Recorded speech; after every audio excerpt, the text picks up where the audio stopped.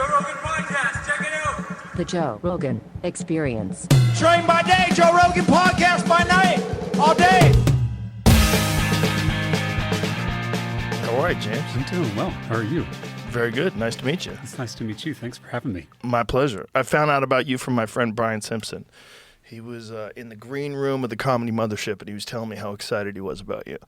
He said he watched some lecture. I think it was probably not a lecture, a speech you were giving about the Ten Commandments in schools. And so then I watched it, and I said, oh, okay, this is very interesting. So I thought we'd have a cool conversation. Yeah. Well, I'm just honored to be here. My pleasure. Thanks for including me. Thank you. I'm honored to have you. It's always interesting to see a person who is a Christian who is not for the Ten Commandments in schools. Yeah. And I think you made a very compelling argument, you know? Yeah. I've gotten that a lot. People who are like, you're in seminary, you're studying to become a minister. Why wouldn't you want the Ten Commandments in every classroom? So I recognize that it's kind of a weird position to be in. But I grew up in a tradition that cherished the separation of church and state. Not just because it protects the church or protects democracy, but it is what allows this democracy to happen where we can all have different faith traditions and live together in peace. And so any attempt to erode that boundary, I feel like I have a special obligation to speak out against it. And so I told my colleagues that I thought the bill was unconstitutional, I thought the bill was un-American. But I went one step further and I said I thought the bill was unchristian, which again probably sounds weird to people. But in all of Jesus' teachings, he's always focused on the outsider, the outcast, the person who's left out or the person who's different.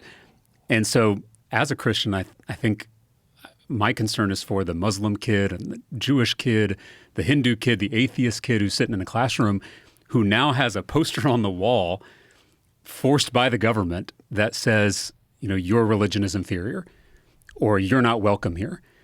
And I just think if Jesus saw that, he would weep for those students and would demand that we love them as ourselves. And so that's why I kind of spoke out against the bill on theological grounds, not just constitutional grounds. So what is the bill? Could you explain? Yeah. So the bill forces every teacher in the state to display the Ten Commandments in their classrooms. Is this even in private schools? It's only public schools. Because that's really where we have authority as the state legislature. And the bill, this is going to sound weird, but it even specifies how big the poster is, the dimensions of it. It has to be it has to be in a conspicuous place. It's basically the size of a sheet of paper, regular sheet of paper. The idea is they didn't want anyone to make it too small to where someone wouldn't read it. But the bill says that the school doesn't have to spend money on it; it can be donated. And that sounds fine to most people until you realize there's this huge network of Christian nationalist organizations that are already preparing to flood every school with these Ten Commandments posters for all of their classrooms.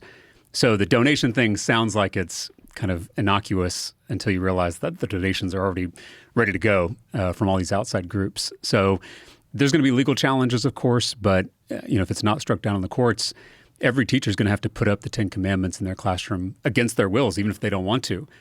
I mean, again, speaking as a Christian, if we have to force people to put up a poster, to me that means that we have a dead religion, a religion that no longer moves people, a religion that no longer speaks to people's hearts. If we have to prove our legitimacy by micromanaging what teachers put up in their classroom, I mean, to me that means we have a real crisis in our faith.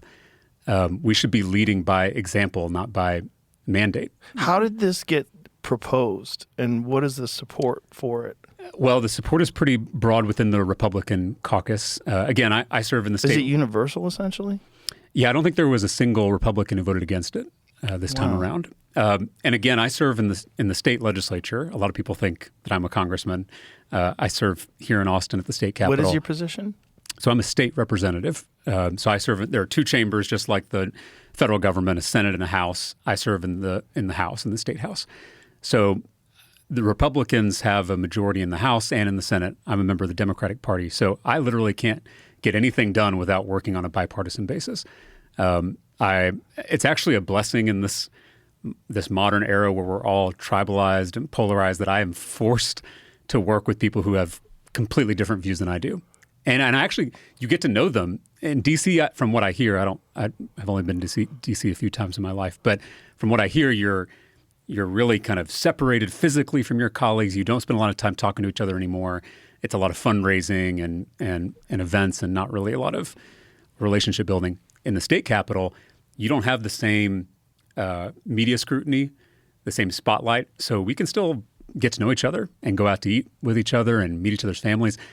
And I actually think it's something that we could benefit from at the national level, is that kind of camaraderie and professional working relationships with people across the aisle. Tulsi Gabbard told me she tried to do a lot of that. Yeah. When she was a congresswoman. Yeah. And she said it was very difficult, and she would get pushback from other Democrats. Yeah, the system doesn't encourage that at the national level. Here, we do not. I think in D.C., the minority party appoints the committee chairs or ranking members. Here at the state level, the Speaker of the House, who is elected by Republicans and Democrats, that's the person who decides what committee you're on and what bills you can get passed. And so in some ways that forces you to be loyal to the body rather than loyal to your party or your caucus. Again, I'm proud to be part of the Democratic caucus, but I literally can't get anything done if I don't have some kind of Republican support. And so and I get a lot, I'm able to pass a lot of bills as a Democrat. And it's because I have good relationships with my colleagues on the other side of the aisle. But yeah, on the Ten Commandments issue, it kind of became one of these culture war fights. And so there wasn't room to have kind of an honest conversation about when did this get proposed? So it originally got proposed 2 years ago in 2023 during the regular session. I spoke out against the bill. I kind of kicked up a bunch of dust about the bill, and it went all over social media. And I think that pressure ended up delaying the bill enough to where it died on the deadline, so it didn't pass. Then it came back this session, 2025, and eventually passed both chambers and got signed by the governor. So unless it's stopped in the courts, it's going to be law in the state of Texas. Wow. And here's what I try. I try to always take someone's argument at face value and assume best intentions. Mm-hmm. This is how I'm able to work in a place like the legislature here in Texas, because I try to listen to what someone's argument is. And if I'm being charitable, the best argument for this is that the kids are not all right. Young people are growing up without the structure of faith, whether it's the Christian faith or Islam or Judaism or Hinduism, whatever it may be. Students are just less religious than they once were. People are less religious than they once were. We know that's a fact. And so this rise in mental health issues, anxiety, depression among young people, there are folks out there, and I would even put myself in this camp, who say it's that children are growing up in an incoherent universe. There's not a tradition, a story that helps them make sense of their lives in a profound, almost cosmic way, which is necessary for human beings. I mean, no matter who you are, you need that structure and that meaning in your life. And so I recognize that as a problem. But what I firmly and passionately believe is that the government forcing teachers to put up a poster actually makes that problem worse. Because I think, and again, I was a middle school teacher before I became a politician, so I know students.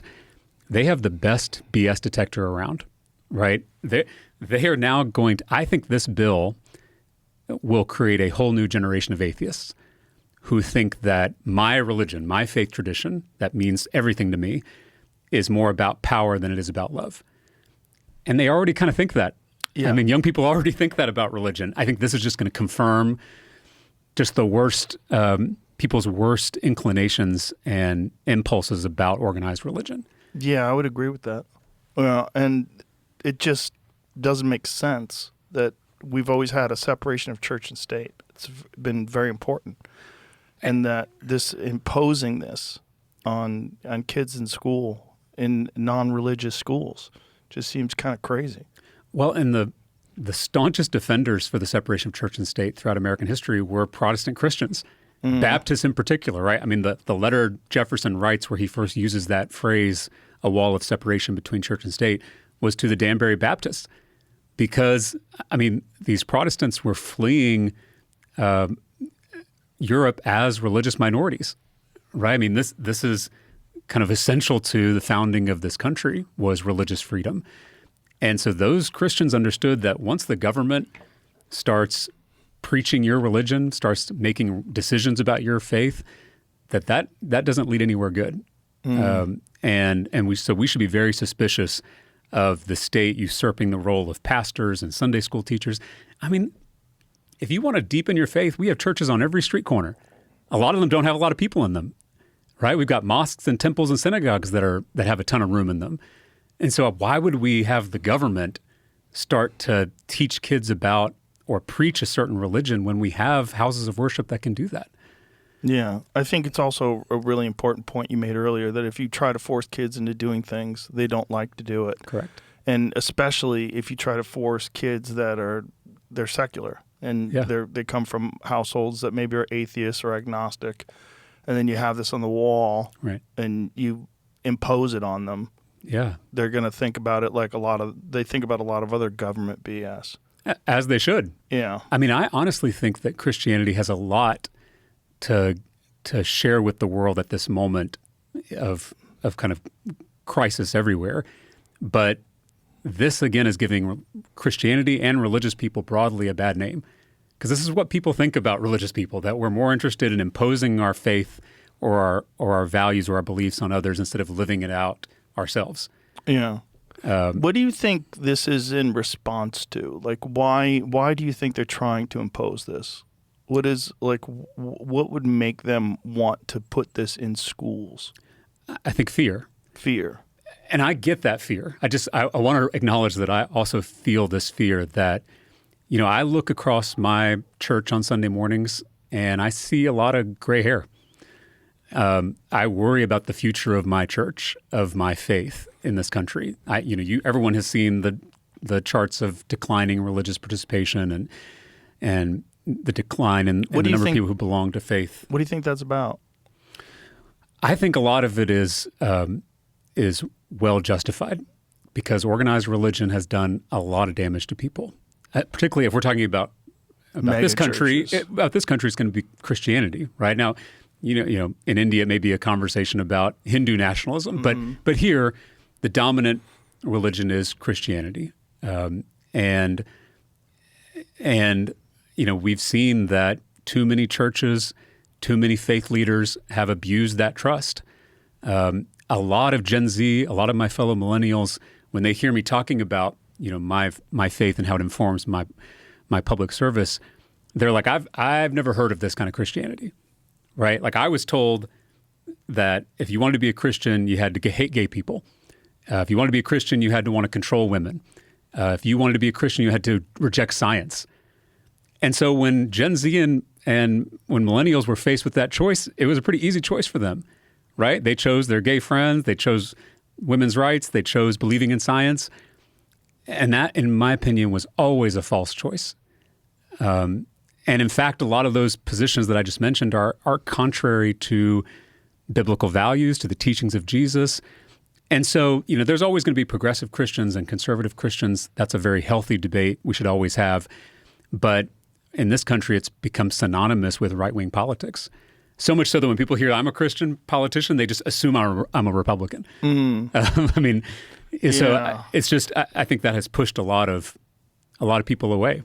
So where does that come from? Okay, let's start with gay. Yeah. Where does this rejection of gay rights come from?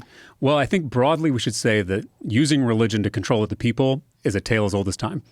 Right? I mean, this is powerful stuff. Right. It's part of why I made the decision to go to seminary, because I was like, if I'm going to talk about my faith and my beliefs and my values in a public setting or on this podcast when millions of people are going to listen, I better know what I'm talking about. I better be thoughtful in how I approach these things, because it has real power on people's lives. And so I think you've seen that from the beginning of the Christian tradition. You've seen it across traditions of those in power, whether it's people with political power, social power, in terms of homosexuality, or economic power, using that faith to hurt and control other people. Let's take the issue of homosexuality in particular. One is something Jesus never talks about, even though gay people existed in the ancient world. Is it in the Old Testament? So there, in the Old Testament, there is a prohibition against men lying with other men. Right. And here's the thing, and any biblical scholar will tell you this, in a lot of ways we're dealing with ancient euphemisms.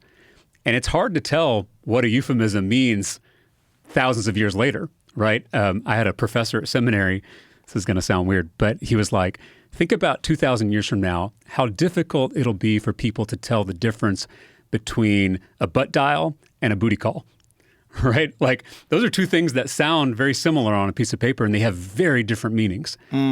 And so That's funny.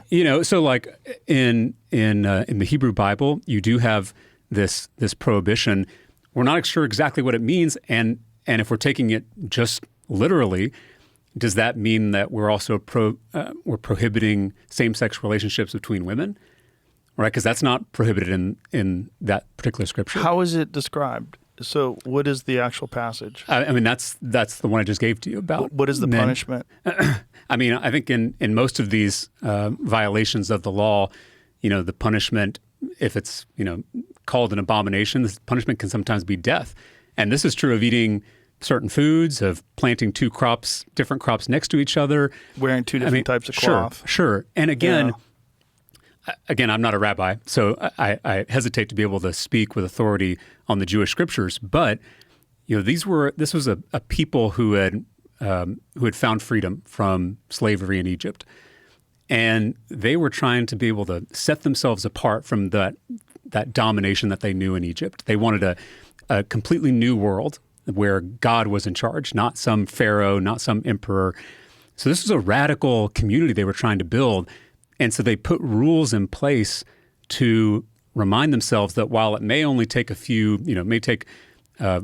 weeks to get out of an empire, it takes a lifetime to get the empire out of you. So we now, 2,000, 3,000 years later, in terms of the Jewish scriptures, we're now reading it with modern eyes, trying to interpret what they mean and then apply it to our modern context. One, I think that's sloppy theology. Two, I think it's disrespectful to the Jewish people. Three, it's a misunderstanding of Christianity, because the whole idea of Jesus's movement was that he was simplifying the law, right? He simplified it into two commandments: love God and love neighbor. Those are the only two commandments that we Christians should keep our focus on. And Jesus regularly got into conflicts with the religious authorities, right? Jesus is always getting in trouble with the church of his time because he is rejecting legalism and embracing the spirit of the law, which is loving your neighbor as yourself. And so in our modern context, that should mean loving our gay neighbors as ourselves. And so to me, when I'm looking at the teachings of Jesus, I think it's very clear how we should treat those who are different, those who are left out, those who are on the edges. And I think trying to take the Hebrew tradition and interpret it for our own political benefit is really does a lot of violence to that scripture. I mean, the word homosexuality wasn't even invented until the 19th century. So if you see the word homosexuality in your Bible, that's an interpretation. That's a translation and using a word that didn't even come around until thousands of years later. Well, what do you think it meant in the Old Testament, though? If you're looking at a literal translation of it, a man lying with another man is an abomination. What do you think they were trying to accomplish, and where do you think it came from? It could be a whole host of things. I mean, some of these things were put in place for health reasons. Obviously they didn't have modern medicine, and so, if there were things that were considered hazardous to your physical well-being, sometimes those were included in the law. Preserving family structure, right? You obviously had a patriarchal structure in the ancient world where it wasn't just about your commitment to your wife. It really was about how land and wealth will be passed on to children, and so all those things were important to protect that family structure. So some of these ancient commandments, which again I don't claim to know what the original meaning was, may have been put in place for some of those reasons. But again, if this was something that really was central to Jesus's ministry, I would think he would have said something about it, right? We have 4 Gospels with tons of teachings from Jesus, and none of them are about this. So I get suspicious when anybody, whether it's a televangelist or a politician, tells me that something is central to my faith when Jesus never talks about it. Mm-hmm. To me, that should, I think, ring alarm bells as to what is the agenda here. What is someone trying to get across? And I think if we're looking at the last 40, 50 years, the religious right has made a concerted effort to make homosexuality and abortion the 2 biggest issues for Christians. And, the Southern Baptist Convention was pro-choice until the late 1970s. So this idea that to be a Christian means you have to be anti-gay and anti-abortion, there really is no historical, theological, biblical basis for that opinion. Well, when was abortion even invented? Well, there was certainly abortions in the ancient world. There's and again, I haven't studied this enough to say this definitively, but there are interpretations of certain passages from the Torah where some folks will even say that there is some subtle instructions for how to perform an abortion in the ancient world, certain things to drink, things like that. The point is that this idea that there is a set Christian orthodoxy on the issue of abortion is just not rooted in Scripture. We can have an honest debate about it. If Pope Francis, were to come back and sit at this table and tell me, James, I'm pro-life and anti-abortion, here's my theological argument, I am here to listen and respect that opinion. I have dear friends who are anti-abortion.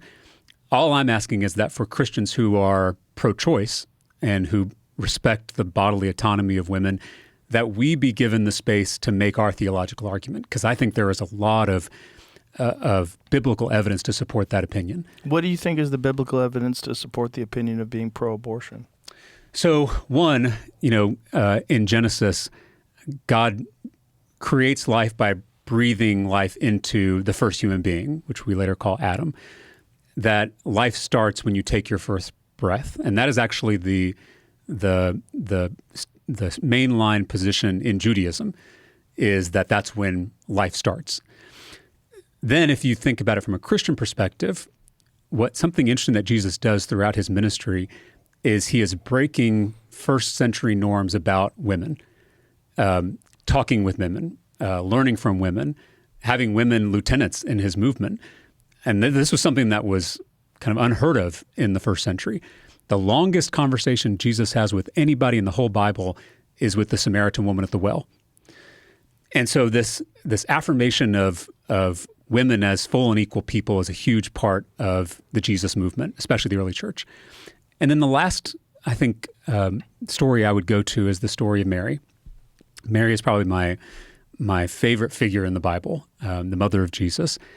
And, she's an oppressed peasant teenage girl living in poverty under an oppressive empire as a Jew.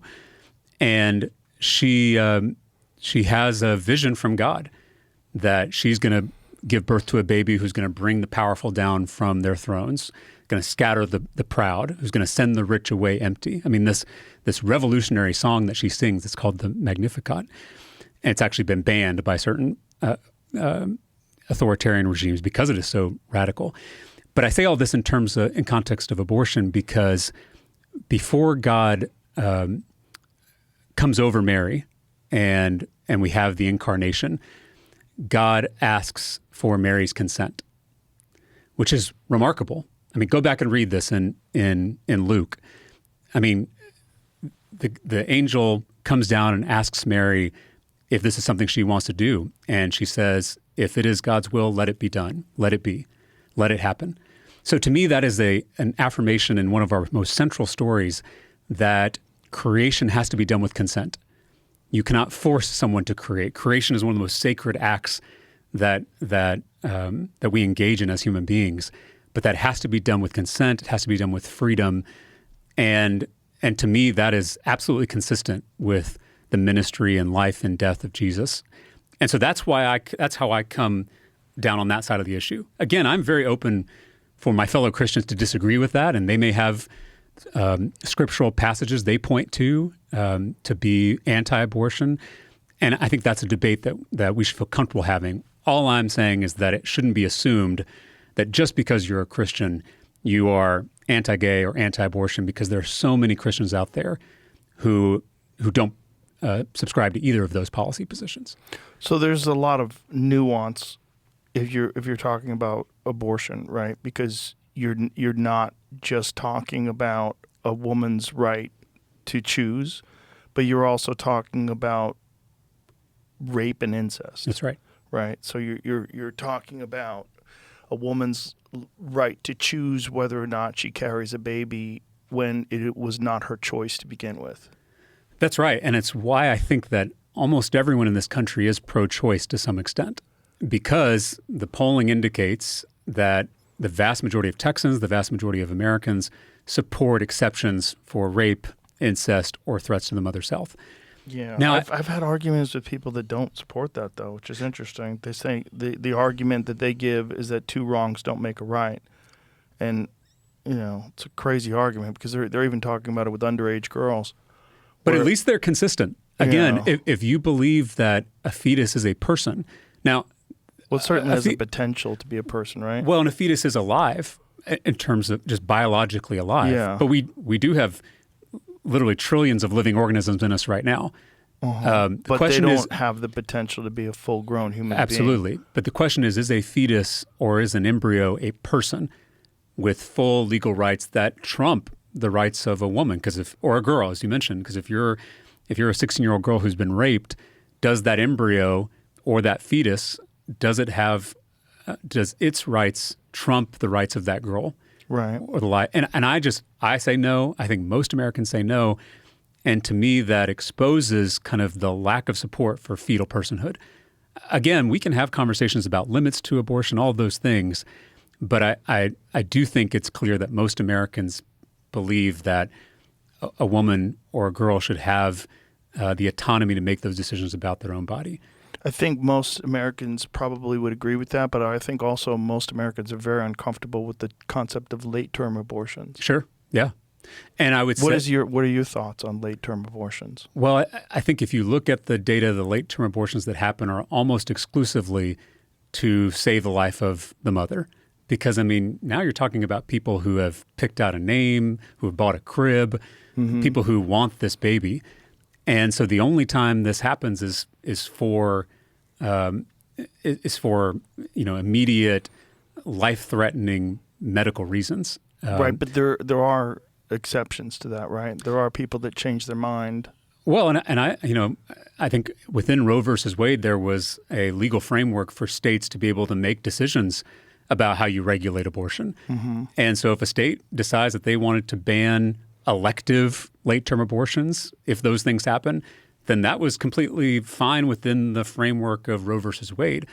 But we're not having that conversation, right? We're having a conversation about a total extreme ban on abortion. But here in Texas, the most extreme. The thing about Roe versus Wade, though, was Roe versus Wade, the issue was that it was a federal thing and that it was supposed to be up to the states to make their own decisions, right?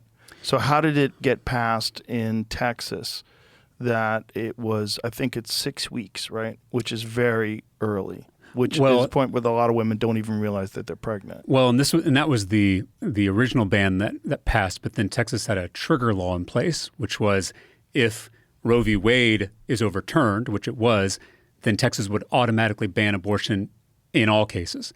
So no longer a week by week framework. It was a total ban. So there was that original ban that went into place, but then that was, because Roe was overturned, was then replaced by a total ban.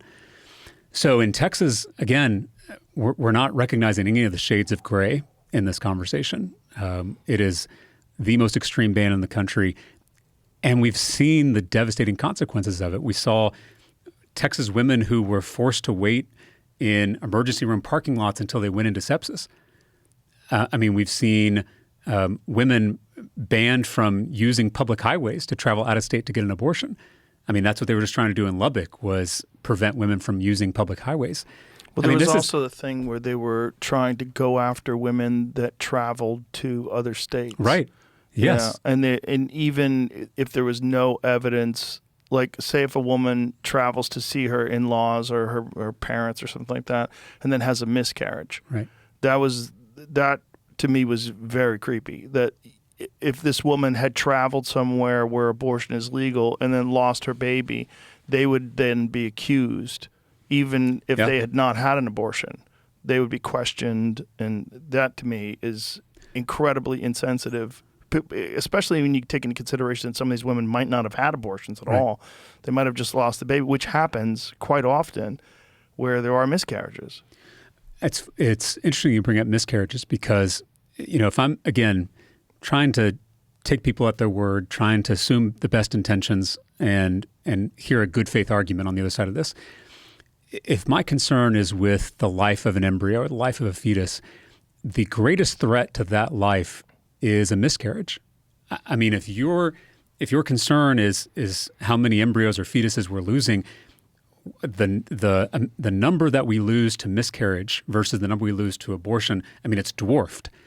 And so I'm always interested why the pro-life movement is not more interested in figuring out how we prevent more miscarriages. Because if your concern is that embryonic life, it seems like finding ways to prevent miscarriage, which we have best practices that can do it, right? Making sure people are covered by health insurance once their pregnancy starts. I mean, that is a huge opportunity to prevent miscarriages. You're not going to prevent all of them, but there are things we could do to stop it.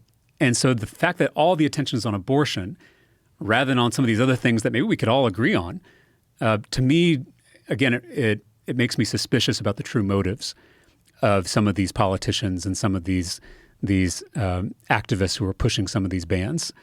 Because it doesn't seem like it's about children. It doesn't seem like it's about mothers and women and girls. It does seem like it's about control.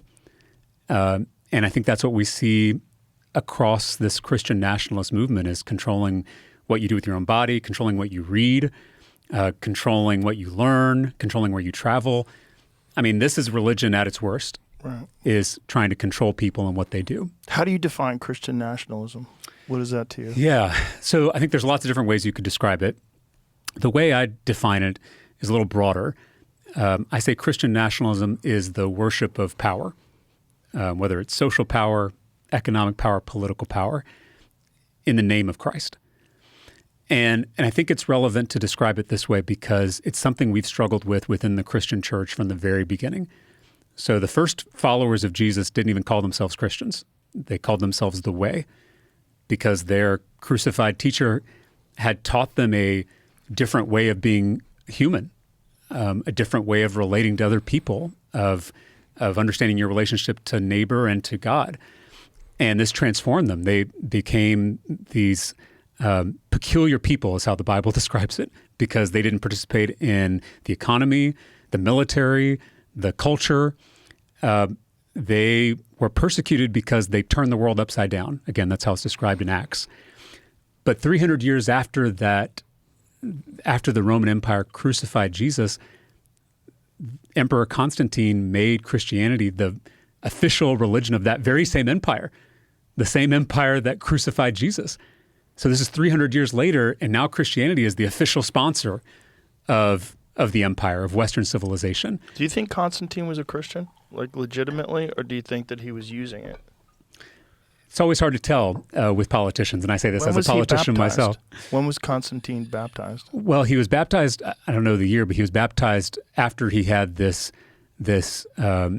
vision before a decisive battle, when he saw the cross and decided that his soldiers would put the cross as part of their emblem, and then they won that battle, right? Which, who knows if it was because of his vision or not. But it started a trend which we've struggled with for literally, more than 1,500 years of powerful people, emperors, billionaires, dictators, megachurch pastors, using religion to protect their own wealth and power. Yeah.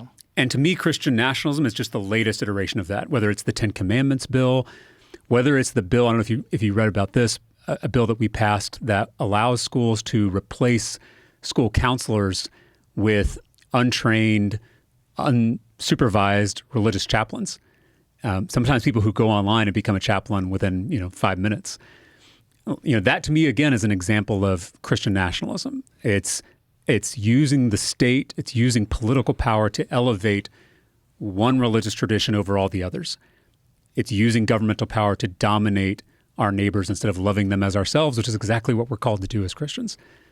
And then, of course, most recently we saw this bill that defunded public schools here in Texas to subsidize private Christian schools. And to me, again, that is a bill that's right in the middle of this Christian nationalist movement to erode the separation of church and state and force a certain interpretation of Christianity on everybody against their wills.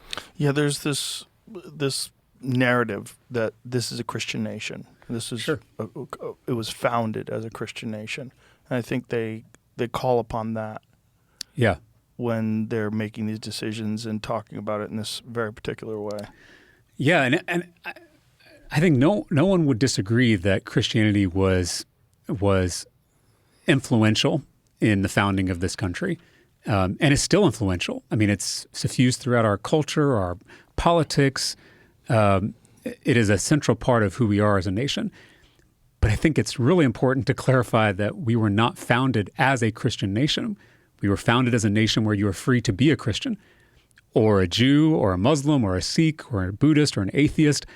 I mean, that's the promise of America, is that we are this multicultural melting pot where no one is told how to pray and no religion is elevated over the others. It's also important to point out that it wasn't in the Pledge of Allegiance until communism was an issue in this country. Yeah, and to be fair, the Declaration of Independence does mention a creator, and now it doesn't necessarily mention the Christian God, but it does mention a creator. I think probably in a deliberate attempt to be less sectarian and more open. I mean, a lot of our founders, if we're being honest, some of them weren't religious at all, Thomas Paine, and then a lot of them weren't really what we would consider Christians today. A lot of them were deists, where they saw God as this impersonal clockmaker who created the universe and stepped away. Clockmaker. And I'm not. That's an interesting way of describing it. Well, and I'm not casting aspersion that. Yeah. Where did you come up with that? I think this is how deists would describe it, because they would the universe describe it as a clockmaker. Really? Yeah, that the universe is, and it's because they were Enlightenment thinkers, so they were enthralled by physics and the natural scientists, and they saw that the universe fit together in this perfect way, almost like a clock or a watch, and so they assumed that God was this watchmaker, this clockmaker, and then kind of stepped away from God's creation. Mm-hmm. That is a very different view. It's not an invalid view. I don't mean to cast aspersions on that view, but it's very different than a lot of Christians today who have a personal relationship with God and feel God's intervention in our lives and in our world. And so those are very different kinds of religious. And so for Christian nationalists today to say, that our founders were these evangelical Protestant Christians is just not quite historically accurate.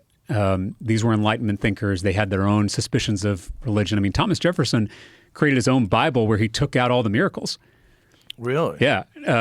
He also owned slaves. Well, yeah. I mean, and then all these guys had... Pretty anti-Christian.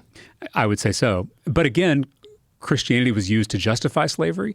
It was also used by abolitionists to tear it down, right? Christianity was used by Bull Connor and white officials in the South to maintain Jim Crow.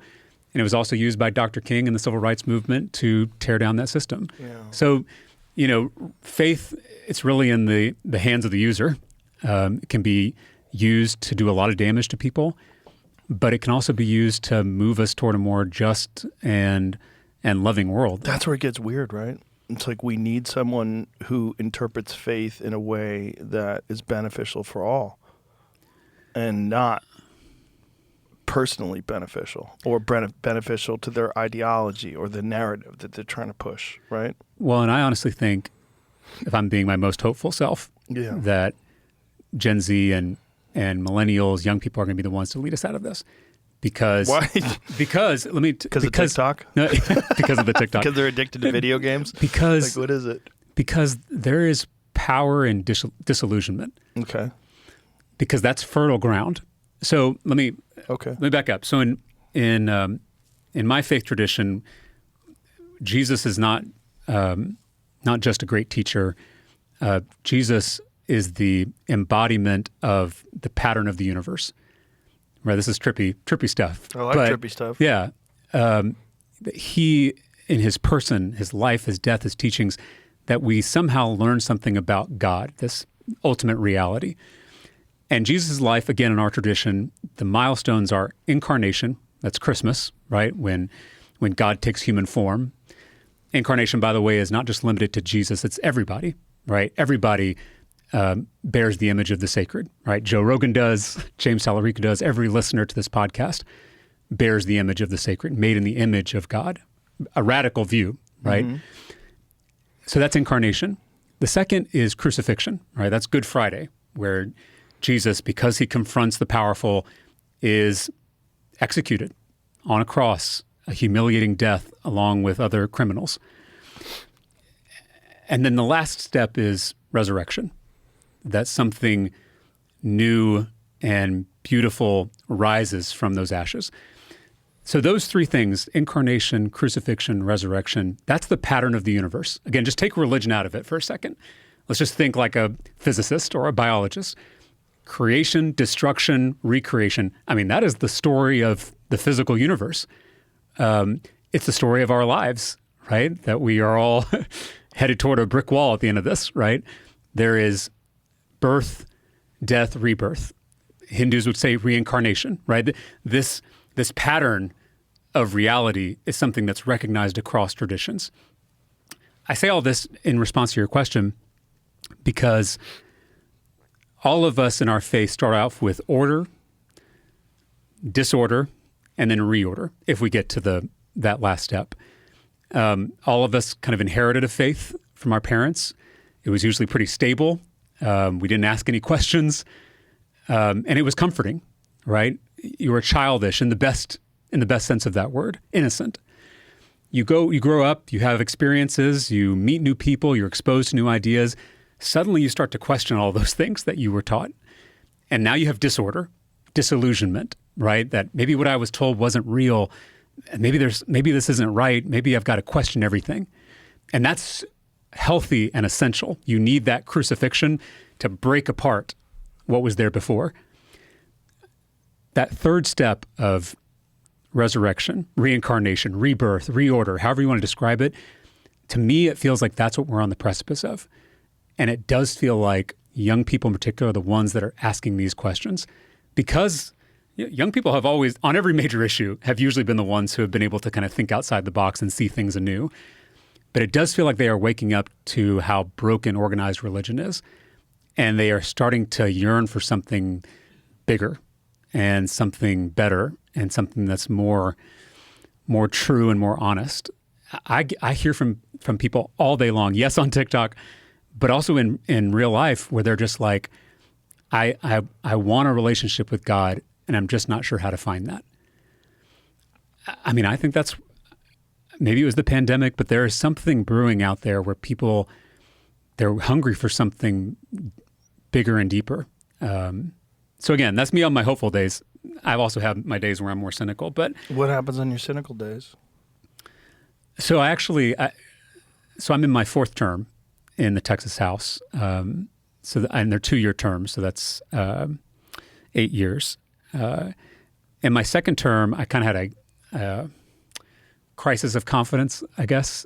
It was a brutal session. It was a lot of really vicious fights on the House floor, a lot of really terrible bills. The abortion ban, which we just talked about, was passed in my second term. And I just kind of, I honestly lost faith in the impact I was making and maybe even in democracy as a whole, whether this thing was even going to work, this idea that we were all going to try to solve our conflicts nonviolently and peacefully through a political process. I don't know, all of that kind of, I started to doubt in a profound way the work I was doing. And throughout my life, whenever I've felt that doubt, I've always fallen back on faith. Faith is the thing that is kind of the foundation for me. And so in that second term, I had thought about quitting altogether. I thought about resigning my seat and just going off to do other things that maybe would be more fruitful. But through a lot of praying and a lot of soul searching and a lot of meditation, I made a slightly different choice, which was to go to seminary and go back to school and go through the process of becoming a minister. My granddad was a Baptist minister in South Texas, and so it was a part of my upbringing. And I had really not thought about doing it myself, but I think I had just loving thy neighbor is really hard sometimes. And the work I do in the legislature is my attempt to love my neighbor through the bills I pass, through the work that I do on prescription drugs, on childcare, on public schools, on justice reform. But I was losing faith on whether I was actually doing what I came here to do. And so I made that decision to go to seminary to follow Jesus' first commandment, which is to love God. Those are the two commandments he gave us, love God and love neighbor. And as a seminarian and a lawmaker, I'm starting to figure out how these two commands, how they relate to each other, how they sustain each other. You need that inner life, which I feel like I'm cultivating at seminary. And then you also need this outer life of how does that impact your relationships and the work you do out in the world. Mm-hmm. And you really can't have one without the other, because if you do the second one, the work out in the world, you can burn out so easily, which I think I was about to burn out in that second term. You can burn out if it's not sustained by that love of God. And I don't mean God as that word is charged for a lot of people. I don't mean like a sectarian religious orthodoxy definition. I just mean that ground of your being, whatever that is. Mm-hmm. Anyway, I don't know if it answers your original question, but what was the main struggle? Like what were you facing in the house that was causing you to have this crisis? Well, so there were several bills. I mentioned the abortion ban. Was there were it dealing a few with others. the human beings, though? Was it the actual? So the bill, this was the straw that broke the camel's back. Toward the end of that legislative session, my Republican colleagues brought again, this is the way I would describe it, a voter suppression bill, making it more difficult to vote in the state of Texas. Again, Texas is probably the hardest place to vote in the country, just in terms of the paperwork, the requirements, the hoops you got to jump through. How so, though? There's a whole host of things. The fact that we don't have online voter registration in the state, when a lot of other states do. I mean, think of all the things you do online. Voter registration is not one of them. The IDs that now count for registering to vote or voting are very selective. So, for instance, if you got a concealed carry license, that license counts as ID, which I agree that it should. But a student ID from a college or university doesn't count as an ID. You have to get a driver's license. Mm-hmm. Yeah, you got to go get a driver's license. And again, what for about someone passport would work, passport. Right? But again, I didn't have a passport for most of my life. Right? I didn't travel outside the country till I was I was in my 30s, and so I didn't have a passport. A lot of people don't have a driver's license, especially older folks. So the point is that these rules get added on top of each other and make it even more difficult. What are these rules? What's the reason for these rules? Is the rules they're trying to keep people that are non-citizens from being able to vote, right? Well, not exactly. I mean, there is that concern. Here's where it kind of breaks down. The main concern is voter impersonation, which is the idea that I would show up to vote as if I was someone else, like I was going to go and impersonate Joe Rogan and vote for Joe Rogan. That does happen, though, right? Vanishingly few incidences of this happening, right? Because it requires zero. Should there be zero instances? Yes, of course. And Ken Paxton, decides to. He's our attorney general here in Texas. Decides to spend millions of dollars trying to find voter fraud, right? To try to prove that this is a widespread problem. And if he comes up with anything, it's usually like one or two cases of some mom who made a mistake on her form. I mean, the Secretary of State here in Texas, a Republican, said that our elections are safe and secure. So I'm all for making sure that our elections have integrity. I think you have to have that in democracy. My concern, though, is when some of these bills are adding unnecessary regulations on top of that just to make it harder for some folks to be able to vote rather than make everyone have the same opportunity to vote. Who do you think they're trying to make it harder for? I think young people. I mentioned this issue of colleges and universities and those student IDs not being eligible. 2, in Texas, you've got to change your registration every time you move counties. Not necessarily if you move within a county, but every time you move counties. This is something we don't have to do. Like there are logistical systems in place where we could track voter registration across counties. But think about the people that disenfranchises, the people who move a lot, who moves a lot. Young people move a lot. Yeah. Every time you get a new job, get a new apartment, if you go to a college or university, then you are moving and your voter registration has essentially been erased until you redo it. And young people are more likely to vote progressive and liberal. I mean, I don't even know if that's true anymore because, a lot of young people voted for President Trump in the last election. I think that's because a lot of young people felt very disenfranchised by some of the laws that were being passed by the previous administration and some of the actions they were taking to suppress freedom of speech. I think it's fair. My point is, when Republicans in my workplace try to disenfranchise certain groups, I think it's almost they should give themselves more credit and believe in their ability to actually win over those groups. Right, instead of trying to make it harder for young to them, though. Well, but my point is, instead of making it harder for young people to vote, why don't you just go out and try to win their votes? Clearly, Donald Trump was able to do it, and if Donald Trump was able to do it, I think more Republicans should feel they can compete for those votes. Yeah, competition but again, is a good thing, and a lot democracy. of the reason why people were voting for Trump was a rejection of the previous administration, that's and fair. the idea that this is a continuance, that the Kamala Harris administration would be a continuance of the previous administration. Yeah, I think that's true. But again, I'm arguing for my Republican colleagues here. I do think there is something that Donald Trump tapped into, I think that other Republicans could tap into. And again, this is weird because I'm a Democrat making an argument for Republicans. The reason I'm doing this is I think when politicians feel that they can win over voters, we all compete to win over those voters, and that leads to better public policy. Right? If you write off voters, then that leads to extremism in your policy making because you're only focused on pleasing your people. Well, that was an issue with young men. Yes. Yep. Yeah. And so the fact that I do think the Republican Party can speak to this desire to be an entrepreneur. Democrats too often, my party, we think that people are going to be happy with a handout. No one, I've never met someone who wants a handout, right? I mean, people want to work. You've never met someone who just wants free money? I actually haven't. I No. have. Have you? Sure. I should hang out with different people. Well, there's a lot of people that just want the government to take care of them. Here's the thing. I think some people may think they want that. And let's take the government out of it. Some people think they just want to sit on their couch, right? And I do too, right? When I'm like exhausted, the last thing I just want to rot. My point is, after a while, that doesn't make you feel good. No. Right? Well, Every I human think- being, you need the desire to work, to produce, to contribute. I think that is a natural human urge that's like built into us. That is true, but I also think there's a lot of people out there that feel completely disenfranchised, and Agreed. the idea of working sounds abhorrent to them. The idea of giving your life every day to something that you hate to do, and if there's enough money out there where that's not necessary, they would rather do that. I think that's absolutely true. Yeah. And I think that one should be, that means that we aren't creating enough jobs where people can find meaning.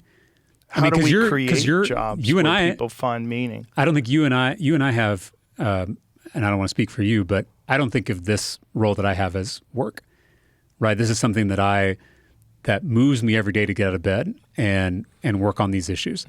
Now, I don't get paid to do this, so I have to actually have another job, but it's a whole different issue. But there's a difference between a career and a job. Yes. I think everyone that I've met, everyone I grew up with, wants a career. Yes. And that career can look very differently. That career does not have to be in a office, right? I mean, that career can be outside, can be with your hands, or that career can be at the home, right? My little sister just had her first child 2 years ago, my baby niece Jane, and she's stay at home Madeline is, and she's spending so much time with Jane. And I have never seen my sister more alive than the work that she's doing. Yeah. Right. And my sister was a successful accountant. She worked at Alamo Draft House. She had cool jobs. But I think this is the career that she wants. She knows that she could do other things if she wants to. But this is what's giving her meaning in her life. And I want to have kids one day. So I definitely see that. There's work that I want to do. Part of why I'm going to seminary is that this is something I feel called to do. It's something that's giving me purpose and meaning in my life. I just think every single person deserves that. And I don't know the best way to do it, but how do we give everyone that opportunity to give the gift that they're meant to give, right? I mean, we're all here for just a short amount of time. We are all so different. There's literally no one in the history of the universe that is you, right? Joe Rogan, this collection of atoms and elements is only going to exist once. And thank God you found a way of how do you shine that light? How do you give that gift? But think of all the people across this state and this country who don't have a way to give that. Mm-hmm. What are we missing out on?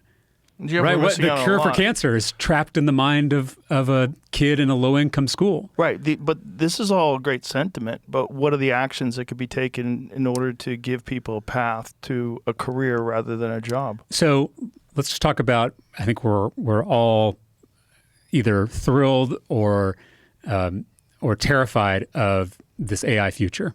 And who knows what it's going to look like. It's probably not going to be apocalypse and probably not going to be utopia. It'll probably be something in the middle. But it is going to change how we understand work.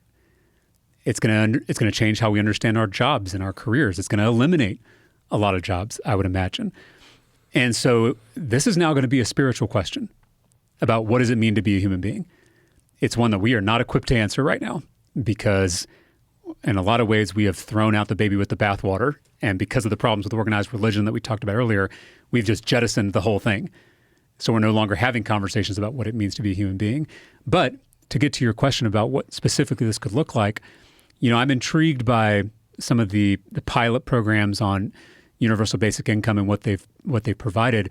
But I think what's missing in this idea is how do you provide people the support to go off and and realize whatever dream has been festering in their brain for a long time.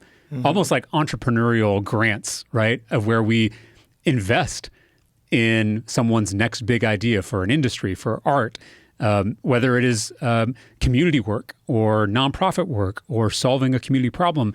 My point is, my life shows me that people are they have this creativity and this imagination that we are not tapping into.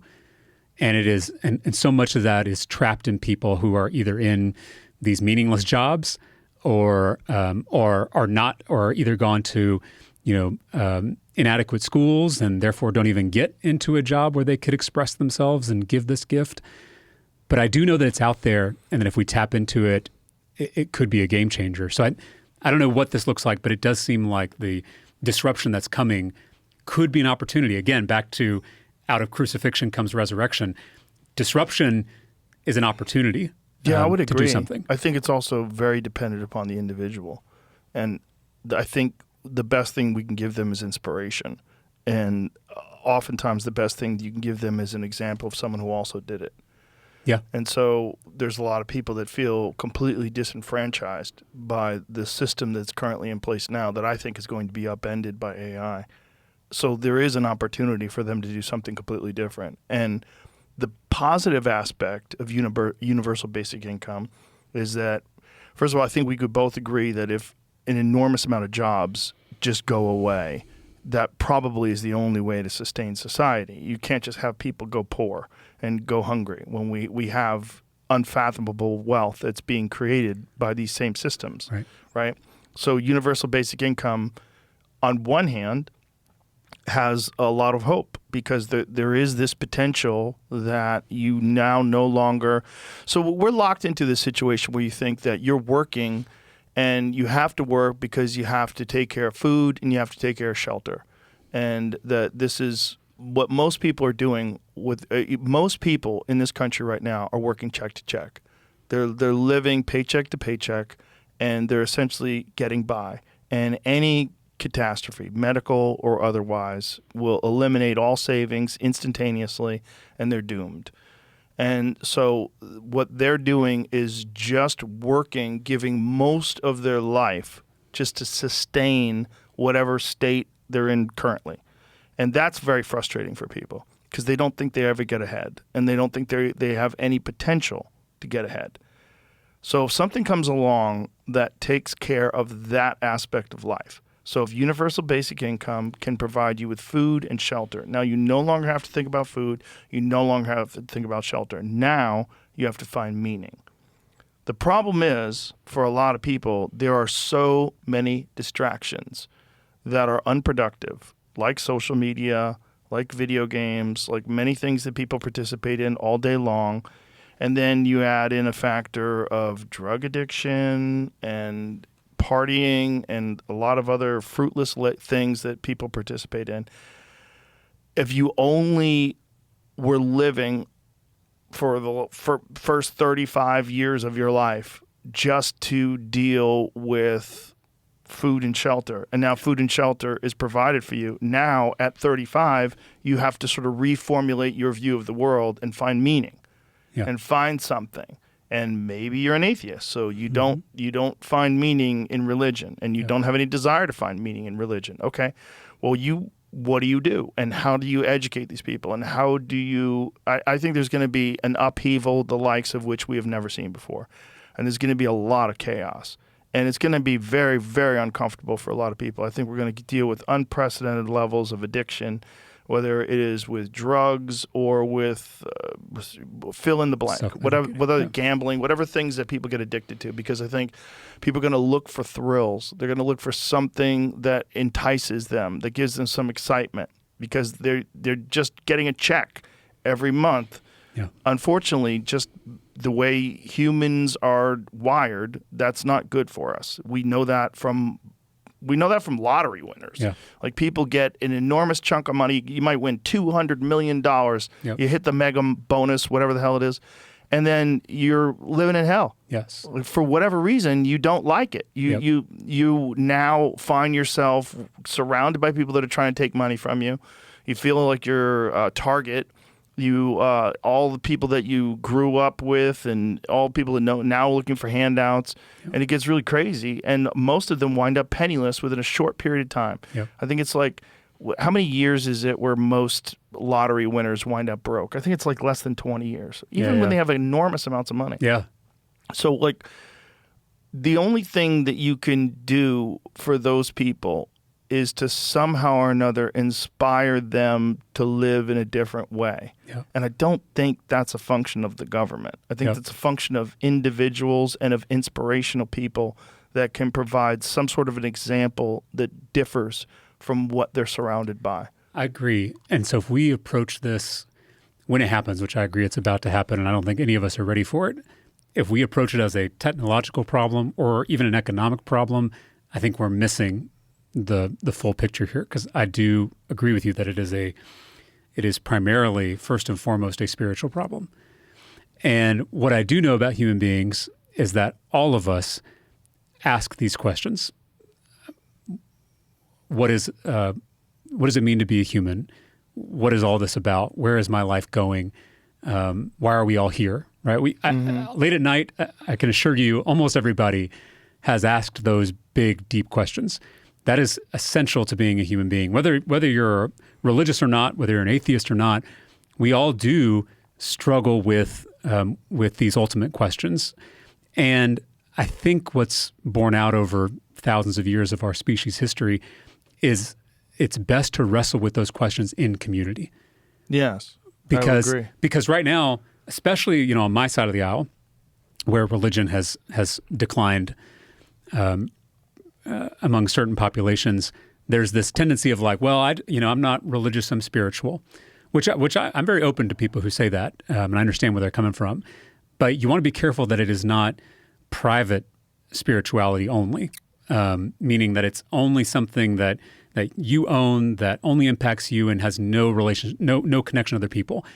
I do think we've got to be a part of communities where we ask and struggle with these questions together. It can look like a church or a mosque or a synagogue. It can also It could also be a book club, to be honest, right? I mean, or a podcast, right? Like this space, in a lot of ways, for the whole country, has become a place where people are having these bigger conversations that aren't just about your job, aren't just about the current events of the day, but something deeper. Yeah. And I think we're going to need that now more than ever. And right now, we're not equipped.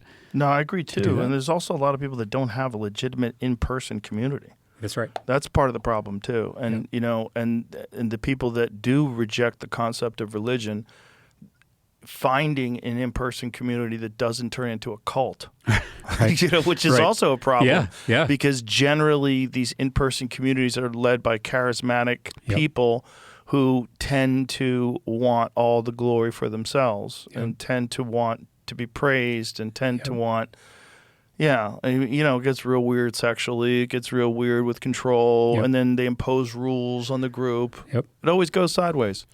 There's not a good example of a new religion or a new cult that's been formed. They're like, oh, those guys really nailed it. You got a benevolent leader who really just cares about everybody else, who wants the best for everyone. And I think, weirdly enough, podcasts do fit into that space. For whatever strange reason, if you can find someone who really does profess these thoughts that, like, generally you want good for other people and you genuinely want the world to be a better place and you genuinely don't want all this for yourself. You genuinely want people to do better and that you enjoy it and you take real joy in watching people succeed and get their life together, and find purpose, but that's rare. Most people are selfish. Yeah. And most people most people also feel suppressed and they feel dismissed most of their lives. And they feel suppressed by larger organizations or more powerful people, more powerful groups. So when they do get into a position where they have power of their own, they want to exert that power on others because this is a pattern that they've grown up with, Totally unfortunately. Agree. Well, and everyone contains multitudes. So we are all selfish. I completely agree with that. But I also think we're all selfless too. Yeah. Like, it depends we have the on potential. Right. Yeah. I mean, it depends on whatever situation a person is put in and what roots someone has to draw upon. And it's why I feel so lucky that I was brought up in a faith tradition that really emphasized my own experience as a validator for faith. Because what you just described of a pastor or clergy consolidating power is something we see all too often in organized religion. And so if you don't empower your congregation or someone who is seeking answers to check everything based on their experience and use that as a measure for what's true and what's good, then you make people dependent on that one guy. Right. Which is way too much power for one person. Too intoxicating. Right. It has to be, you have to use your own life as a way of saying, like, does this work for me? Right. Or does it not? Right. Does this ring true with everything I've lived through, or does it not? Trust yourself in some ways. But a lot of people don't have a reason to trust themselves. They don't have confidence. They don't have a history of overcoming adversity and obstacles, which is also difficult. Yes. And this is also the part of the problem with meaningless jobs. Like meaningless jobs that don't give you a sense of purpose, they never develop your feeling of accomplishment. So you just exist. And then you like, again, you find yourself 35, 36, I don't know why I'm coming up with that number, but this is like a point of no return where, if you haven't had a family by that point and you haven't had, real love and relationships by that point, now your body's starting to get tired. So now you don't have the energy that you had when you were 20. When you were 20, where you could get 4 hours of sleep and just still show up and go do things, and you had the courage to say, you know what, I'm going to quit this thing that I'm doing, and I'm going to go pursue some completely different thing because I think I can do it because I'm young and brash. Yeah. And when you get older and then you do have a bunch of bills. And then one of the things that I liked that you talked about was that if we were really a Christian nation, we would forgive student loan debt. And I am a big fan of that. And I do not like that we are predatory towards young people and condemn them to loans that are unforgivable regardless of any other kind of bankruptcy, which is really kind of sick. The idea that we have put education that may or may not be even helpful for you in the future and may just be complete nonsense. Like say, you spent hundreds of thousands of dollars getting some degree in the humanities, getting some degree in gender studies, some just a nonsensical degree that you're never going to get a job from. And now you're condemned to not just pay that initial debt, but with interest forever. There's people right now that are on Social Security that are getting their Social Security docked. They get chunks of it taken out to pay for their student loan debt that they will never pay off. They will go to the grave in debt for predatory loans that they took out when they were so young, their frontal cortex wasn't even fully developed yet. They didn't have any idea what they were doing. They were being coerced by a bunch of people that told them this is the only way, that you have to do this, otherwise you're going to be a loser. Right. That easily could have been me. I was very lucky that I didn't fall into that. But I only went to school. I went to UMass Boston. I only went there because I didn't want to be a loser, because I thought you had to go. Yeah. I thought because I got tired of telling people that I wasn't going to school after high school. Yeah. And so I was like, I better just go do something. Otherwise, I feel gross telling people that I'm not doing anything. Yeah. And that is a sickness in our culture.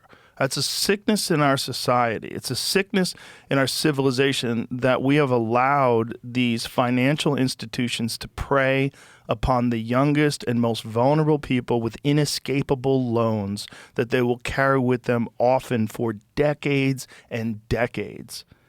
And it's sick. And the resistance to forgiving that is also sick. It's like we spend so much money on other countries. So much money went to U.S. aid, where developing foreign nations and influencing elections and regime change. And we're so resistant to giving people the freedom to have education as a thing that doesn't burden you with financial ties that you can't escape. Yeah. The idea that you can't escape it even with bankruptcy is so sick. Right. It's just a sickness, man. And we've just accepted it. Well, that's just how it is. Well, someone's making money. Right. Someone's profiting off of that. So you're allowing people to profit off vulnerable young kids to the tune that where the interest compiles every year and you're stuck with it forever. Why? That's not a situation that listen. I said this before, but I'm going to say it again. You want to make America great again? You want less losers, okay? How do you get less losers? You get less people that are financially crippled by student loans. You get less people that grow up in a neighborhood where there's no hope. When we find neighborhoods that have no hope and that are riddled with drug addiction and crime and gang violence, and we just leave them alone and we just say that's their problem. No, that's our problem. If we really want to think of ourselves, the United States of America, as a community, which is that's how I like to look at it. I like to think of us as a big community.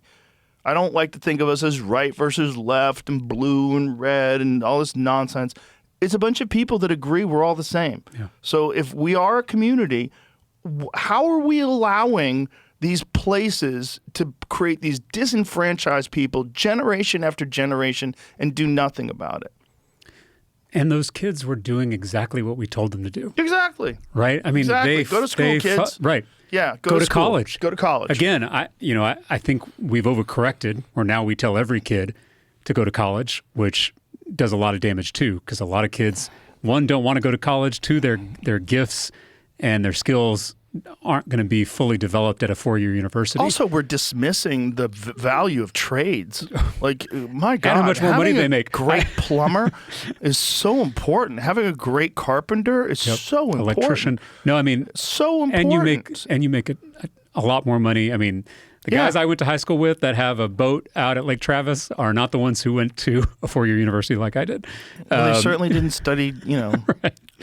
Get your head out of the books. the nonsensical stuff that doesn't get you anywhere. But I mentioned to you before I was a politician, I was a public school teacher, which is kind of an unusual route to, What did you teach? serving. I taught 6th grade language arts at Rhodes Middle School. Oh, so that's something that's valuable. I often say Language arts. teaching middle school is the best preparation for politics. It's a lot more like middle school than people think. The egos, the drama, just all of it is. Isn't it crazy how no one gets past that? Yeah, I mean, well, we could talk about this all day, but there are lots of stories I have where I'm just blown away by the ego. And again, I have an ego, you have an ego. There's no way you can do this kind of difficult work without an ego that, to be able to say, I want to make decisions for 200,000 constituents. I mean, that's the job I have, right? I mean, that takes a certain amount of ego to make those kind of decisions. You just can't let the ego be the boss. Correct. And this was the problem. I mean, we focus so much on President Biden's age, which I agree was a problem, but I don't think we've really discussed that the biggest problem was ego.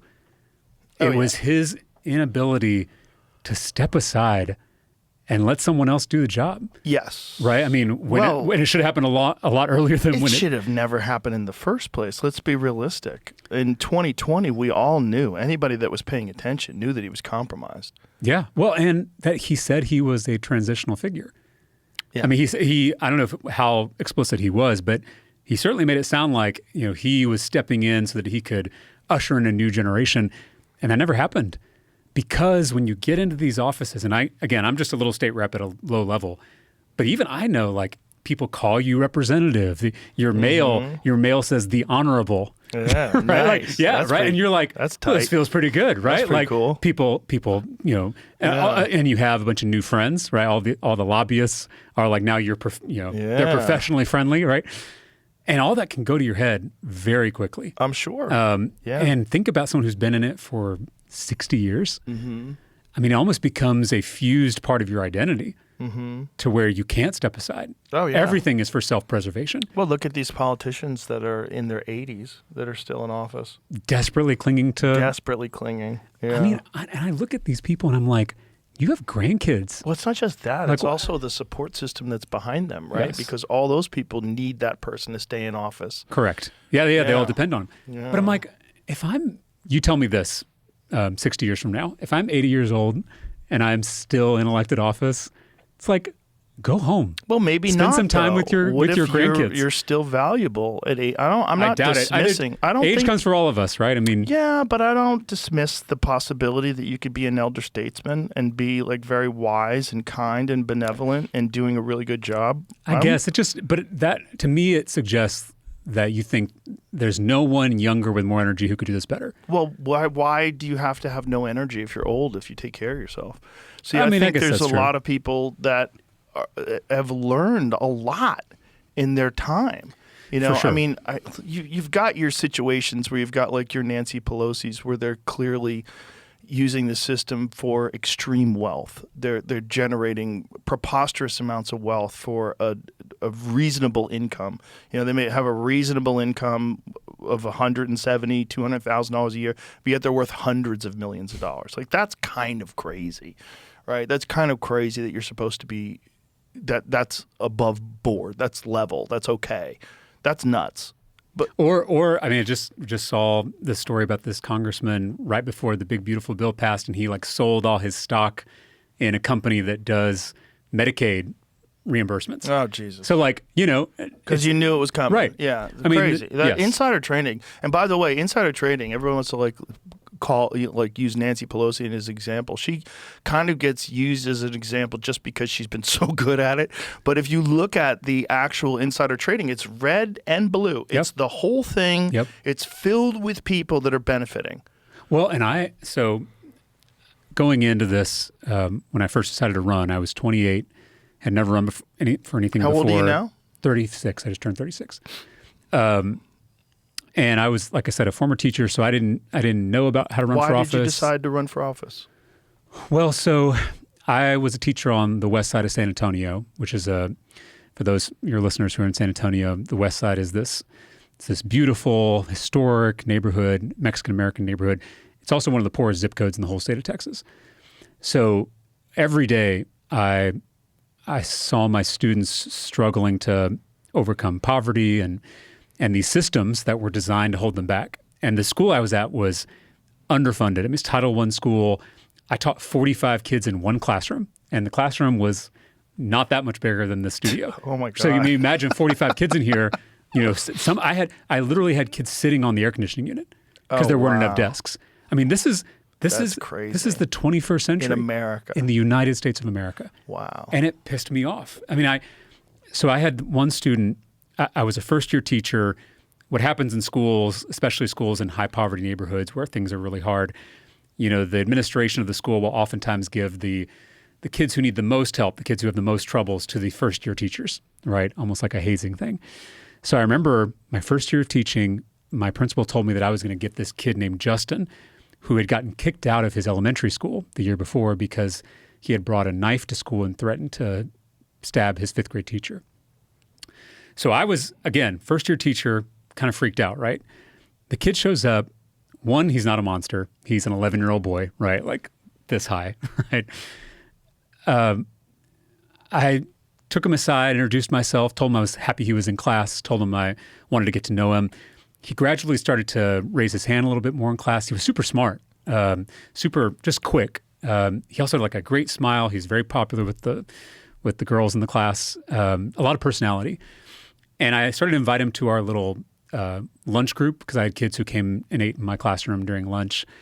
And we started to kind of build a rapport. And he didn't have a lot of male teachers, so I think that was helpful to see a guy as a teacher and be able to build a relationship with him. Anyway, right before winter break that year, it's the last day of school, he brought me this wrapped gift. The wrapping was all jankety, but I opened it up and it was this little cup with a snowflake on it that he had bought at the Dollar Tree for his teacher. Again, this is a kid who was going to stab his fifth grade teacher. A few months later, he's bringing a snowflake cup to his sixth grade teacher. And I was feeling like I was on top of the world as a teacher. I was like, who's going to make the movie, right? Like, here I am, right? Sandra Bullock's going to play you in a movie. Yeah, who's going to play me? And then I came back after winter break. I was in my third period class, and I heard this commotion out in the hallway. So I immediately stepped out of the room to see what was going on. And there were two of our coaches, and they were both restraining Justin, either side of him. They were carrying him out of the school. He was screaming. His feet didn't touch the ground. Like, he literally was just carried out of the school. I found out that he had started a fight in his third grade class, and that was his last strike. And it was the last time I ever saw Justin. I did some digging to figure out what had happened. Turns out in the previous semester, Justin had been seeing a therapist that was provided by the school district. And it was this lady that he really was hitting it off with and getting along with. And they were going through all his issues because Justin had been abandoned by his mother at a very early age, which that'll screw anybody up, right? Justin had experienced violence, had experienced all this trauma. And so for the first time, there was a professional who was helping him work his way through it.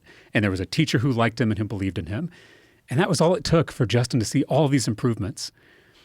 And I found out that after winter break, that because of budget cuts from the legislature, the district had eliminated the therapist. So this lifeline suddenly went away for Justin. So literally everybody had abandoned Justin, including his own mother.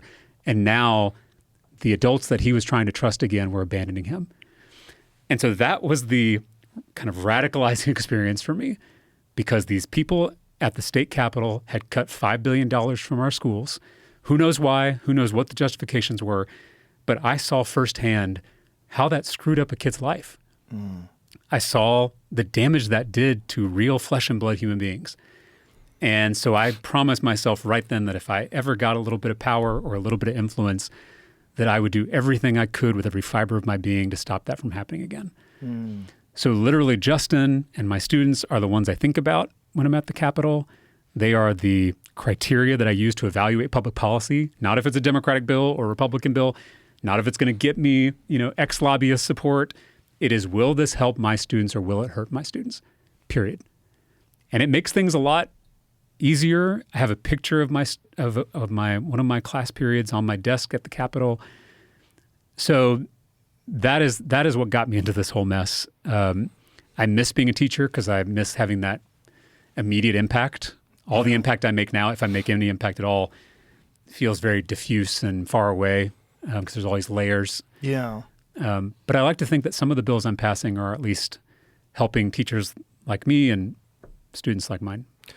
That's beautiful. It's beautiful that you made that decision. And I think that's what we need. We need people that have legitimate personal real life experience with other people that are benefiting from certain social programs and certain things that should not be cut.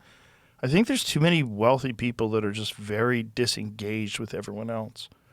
And that's a real concern. And they sort of huddle up in these elite groups and go to these elite meetings and have these conferences. They fly on private jets and try to figure out how the world should operate. For climate change on their private jets. Fucking crazy. It's crazy. It's really crazy and gross. And I don't think it has anything to do with climate change. I think it's like a boys club, a weird club where these elite people get to hobnob and eat caviar together. My point is, if you're going to a conference to discuss climate change, but you're taking your giant private jet. I've seen Bill Gates justify that because of all his work that he does. Sure. Or even Bernie Sanders when he's talking about campaigning. Yeah. And he was saying, how else am I going to go to all these different places? We go Southwest like fucking comedians do, dude. We travel all over the country too, buddy. Southwest is great. Yeah, listen, when I was traveling, I was doing a lot more dates than him. Yeah. Okay. Yeah. And I never took private jets. Look, there's ways to do it. And the idea that there's only one way to do it, well, that's just the nicest way. It's certainly more convenient. It's easier. It's more comfortable if you got the money. But the idea that you're gonna preach to everybody else how to live their lives, like you're so disconnected from most people. Well, I would say that I am probably the poorest member of the Texas legislature. And I'm not poor, but relatively speaking, most of the people I serve with, either very successful lawyers who own their own law practice, doctors and surgeons who operate their own medical practice, or it's trust fund babies. No offense to those people, but yeah, that is a weird thing. It's just people who have a lot of family money. And here's, because I mentioned earlier that I don't make any money at this job. So unlike a congressman, because I think Congress people make like 100, 150 or something, which is a real salary. I make $7,200 a year. That's $400 a month after taxes as a state rep. That's my salary. Now, I also get a per diem when we're in session, which is a little bit more, which is helpful. But the reason I say that is because there are systematic barriers to a regular person running for the job that I have. Got it. Right? Yeah. Like unless you have an ability to support your family, right, or sustain your life or pay your bills, a teacher can't run for the job I have. Right. A firefighter, a police officer, construction worker, you can't run for state rep. And you wouldn't be able to take time off anyway. No. How are you going to do it? Yeah. Yeah. So the only people who end up serving, and again, I understand why paying politicians no one wants to do, right? Like I understand that I'm not a sympathetic character here, but when you don't. But you are. Well, but the problem is when you don't pay a politician, especially a state legislator who's making most of the big decisions that affect your life. It's really not people in Congress. It's the state level people. But if you're not paying them a living wage, then you're only going to get trust fund babies and lawyers and surgeons. What do you think is the motivation of those people that are involved? I mean, do you find people that are benevolent, that are trust fund babies and surgeons and doctors? For sure. I mean, FDR was a trust fund baby, right? Like, was he really? Yeah. I mean, he's one of the wealthiest families in New York. Bobby Kennedy was a trust fund baby and still sympathized with working people. So I don't think that you have to be born poor to be able to do that. I do think it provides a helpful perspective. You know, I was born to a single mom, and that experience has helped inform how I view things. So a lot of my colleagues, I would say, just have no experience. So for instance, there was a bill that we passed, unfortunately, that would make it easier for landlords to evict people. And we were trying to work with the author of that bill to add some exceptions for, if you just miss a bill because you're late, you shouldn't get evicted, right? Like we were trying to build that out. And the author just kind of had no conception with how you could miss a bill. right? Like it just because when you have people who do that, right? Like he was like his accountant does all that. And I'm like, but when you're a working person, you're balancing raising kids, working multiple jobs, right? Maybe trying to exercise when you can. Like when you're doing all that, and God forbid you have a medical problem, like yes, some stuff falls through the cracks. 100%. And like evicting that family because of a mistake or because they missed a bill, to me, it's not that he's trying to be malicious. It was that he just had a complete blind spot on what it was like to be a working person. But there's also people that they are malicious. They don't care about people that are struggling, and they only care about their peers. They care about enriching the people that are already wealthy. Yes. I do feel like those people I have found are very loving parents and spouses and even friends. Isn't that crazy? And to me, that means they haven't broadened that circle of concern. Right? I'm always, because you want to think some of these people are just two-dimensional villains. I sometimes fall victim to that thinking. But then I spend time with them. I'm like, this person is kind and funny and good-hearted and treats his wife well and treats his kids well, treats his neighbors, his immediate neighbors. So that my challenge is always like, how do I try to expand that circle a little bit more to where they care just as much about a neighbor who lives in a completely different city than the one who's right next door to them in Highland Park or River Oaks or one of these nice neighborhoods, right? That to me is the challenge, is seeing everyone as your neighbor, not just the people who live right next to you. Yeah. And that's, that's the central teaching of my faith and in most of the great faith traditions. I mean, that sometimes we try to pretend that there's all these diverse religions and who knows who's right. In reality, there is giant ethical overlap between the major world religions. There is literally not a faith tradition that tells you when someone gets sick, see how much money you can make off of them. Right. No religion teaches that. None of them, right? Like, right. There's no one that's, love your neighbors only when they agree with you. Right? Like there's just that's not what any of the faith traditions teach. Like there is this consensus, this ethical consensus.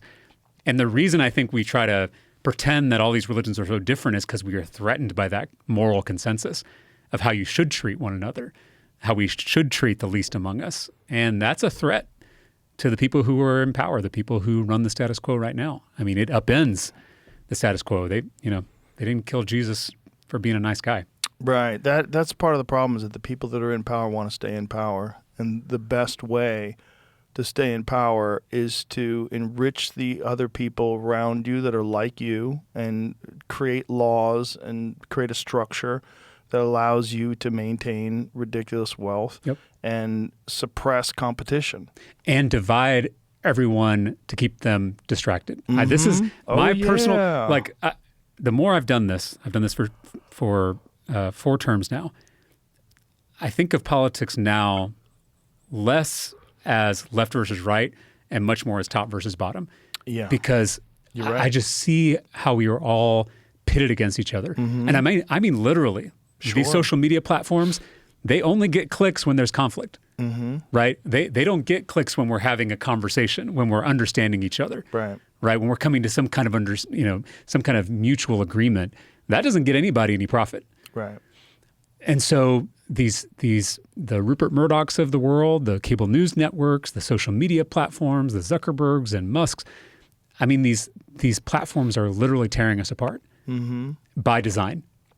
And I think there has to be something better than that. Well, I didn't even know if it's by design, but that's the way that it's the most profitable. And I think like algorithms, like people always like to want to point towards algorithms as being by design. But they only work because they work, right? They only work because people do engage with the things that piss them off the most.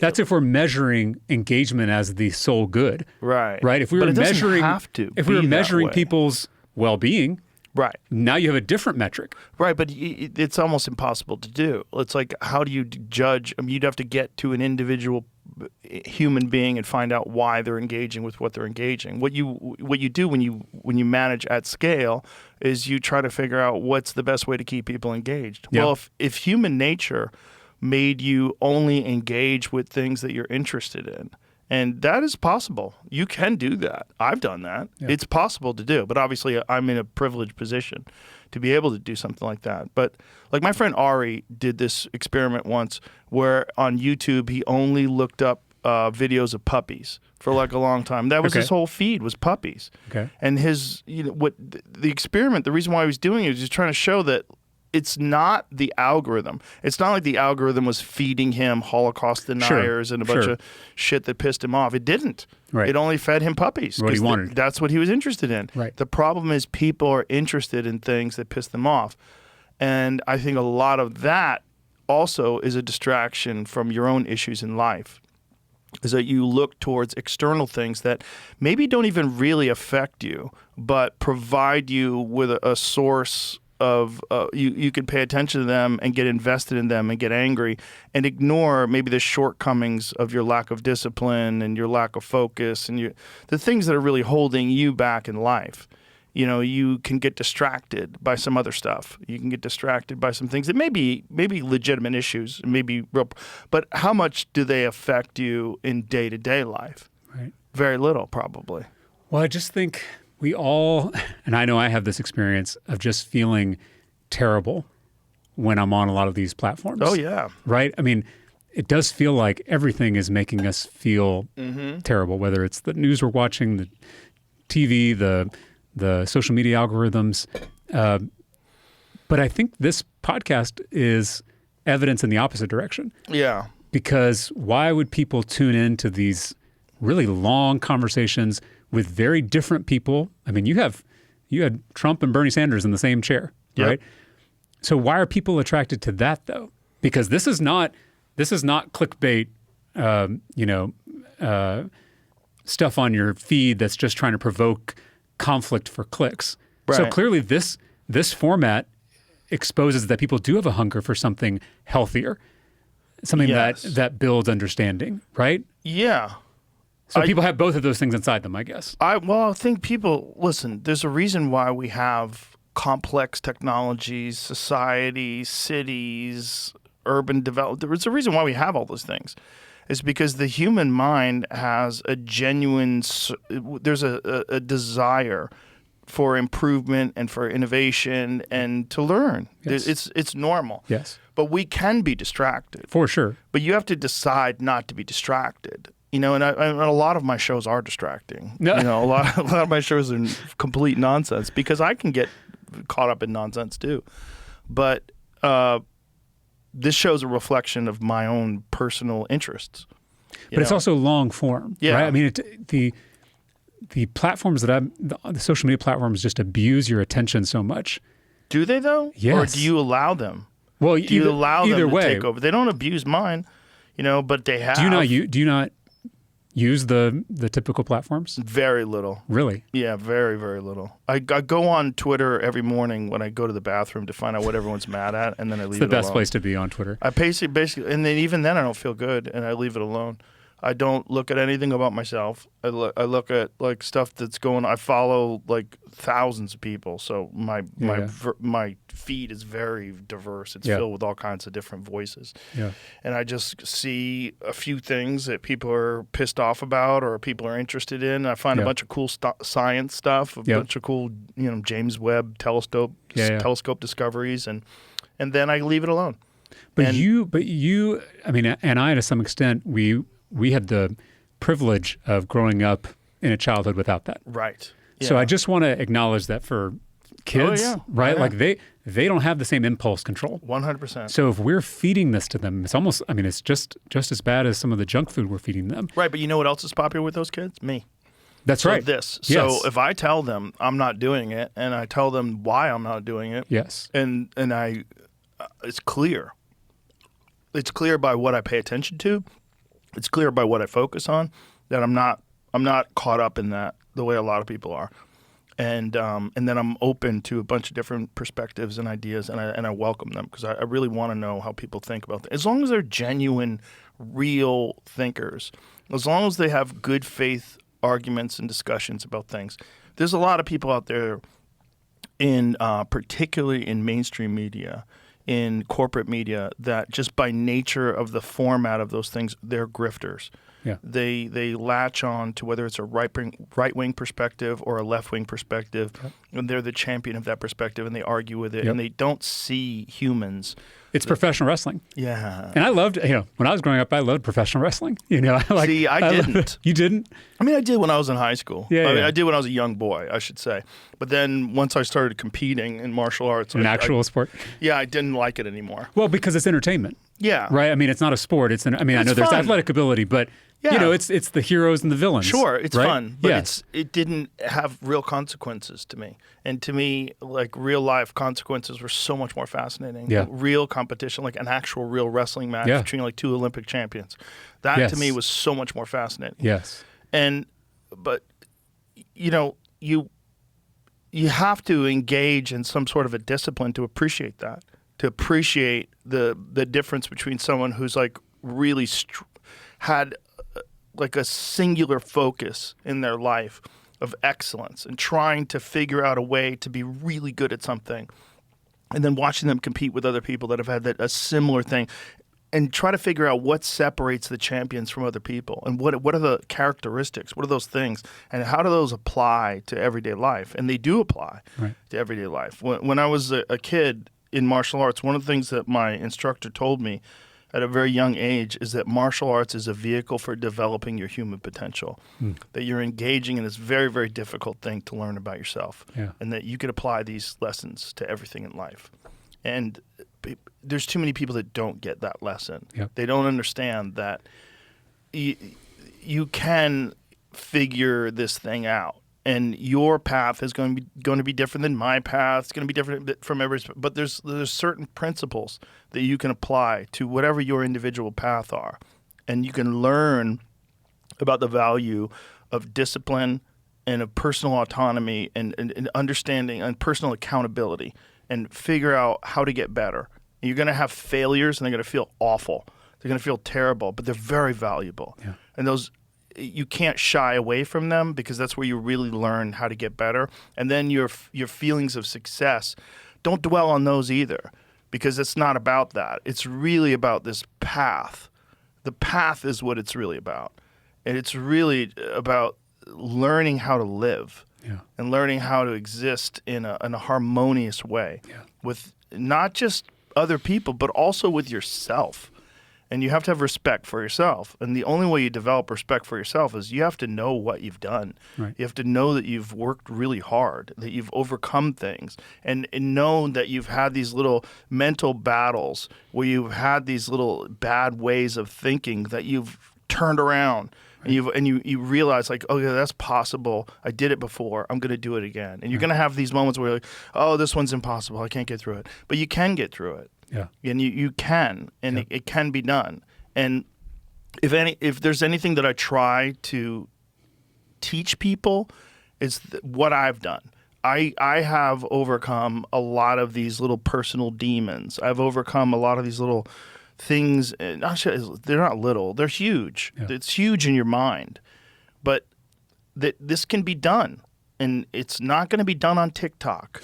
It's not going to be done dedicating yourself to just fucking off and scrolling and playing video games and doing drugs all day. That's not going to do it. It's not going to do it. It's not going to help you. But you can learn. You can. Yeah. And you can be a better person, and you can respect yourself more. I mean, it's a practice. Yeah, it's a practice, and it's a way of life. Right. And again, the failures are very valuable, and the successes are very valuable too, but you can't dwell on them either. Right. You just got to keep going. Right. Well, there's no end. And I think the thing that's encouraging about both this podcast, but also the format in general, is that it is long form. And so it forces you to pay attention in a different kind of way, right? Your attention on TikTok or Instagram or some of these other platforms, it is so superficial and shallow, and that attention, I think, is abused on those platforms. And I think I've talked to people in my own life who feel like the more time they spend on those platforms, the less you're able to pay attention to something. Oh yeah, right, in your daily life.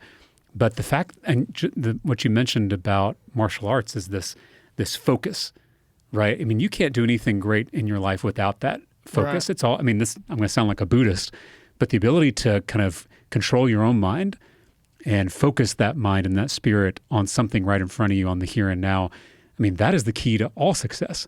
Yes. And it's whether you're doing a podcast, whether you're doing sports or politics, but it feels like there's a whole generation of kids who are growing up who aren't getting that training for their attention, and it's just getting abused and shot and scattered. But the only way for them to get that is to see an example of someone who's doing it. And this is sports. This is where sports come in, where I think really excellent sports figures that excel, that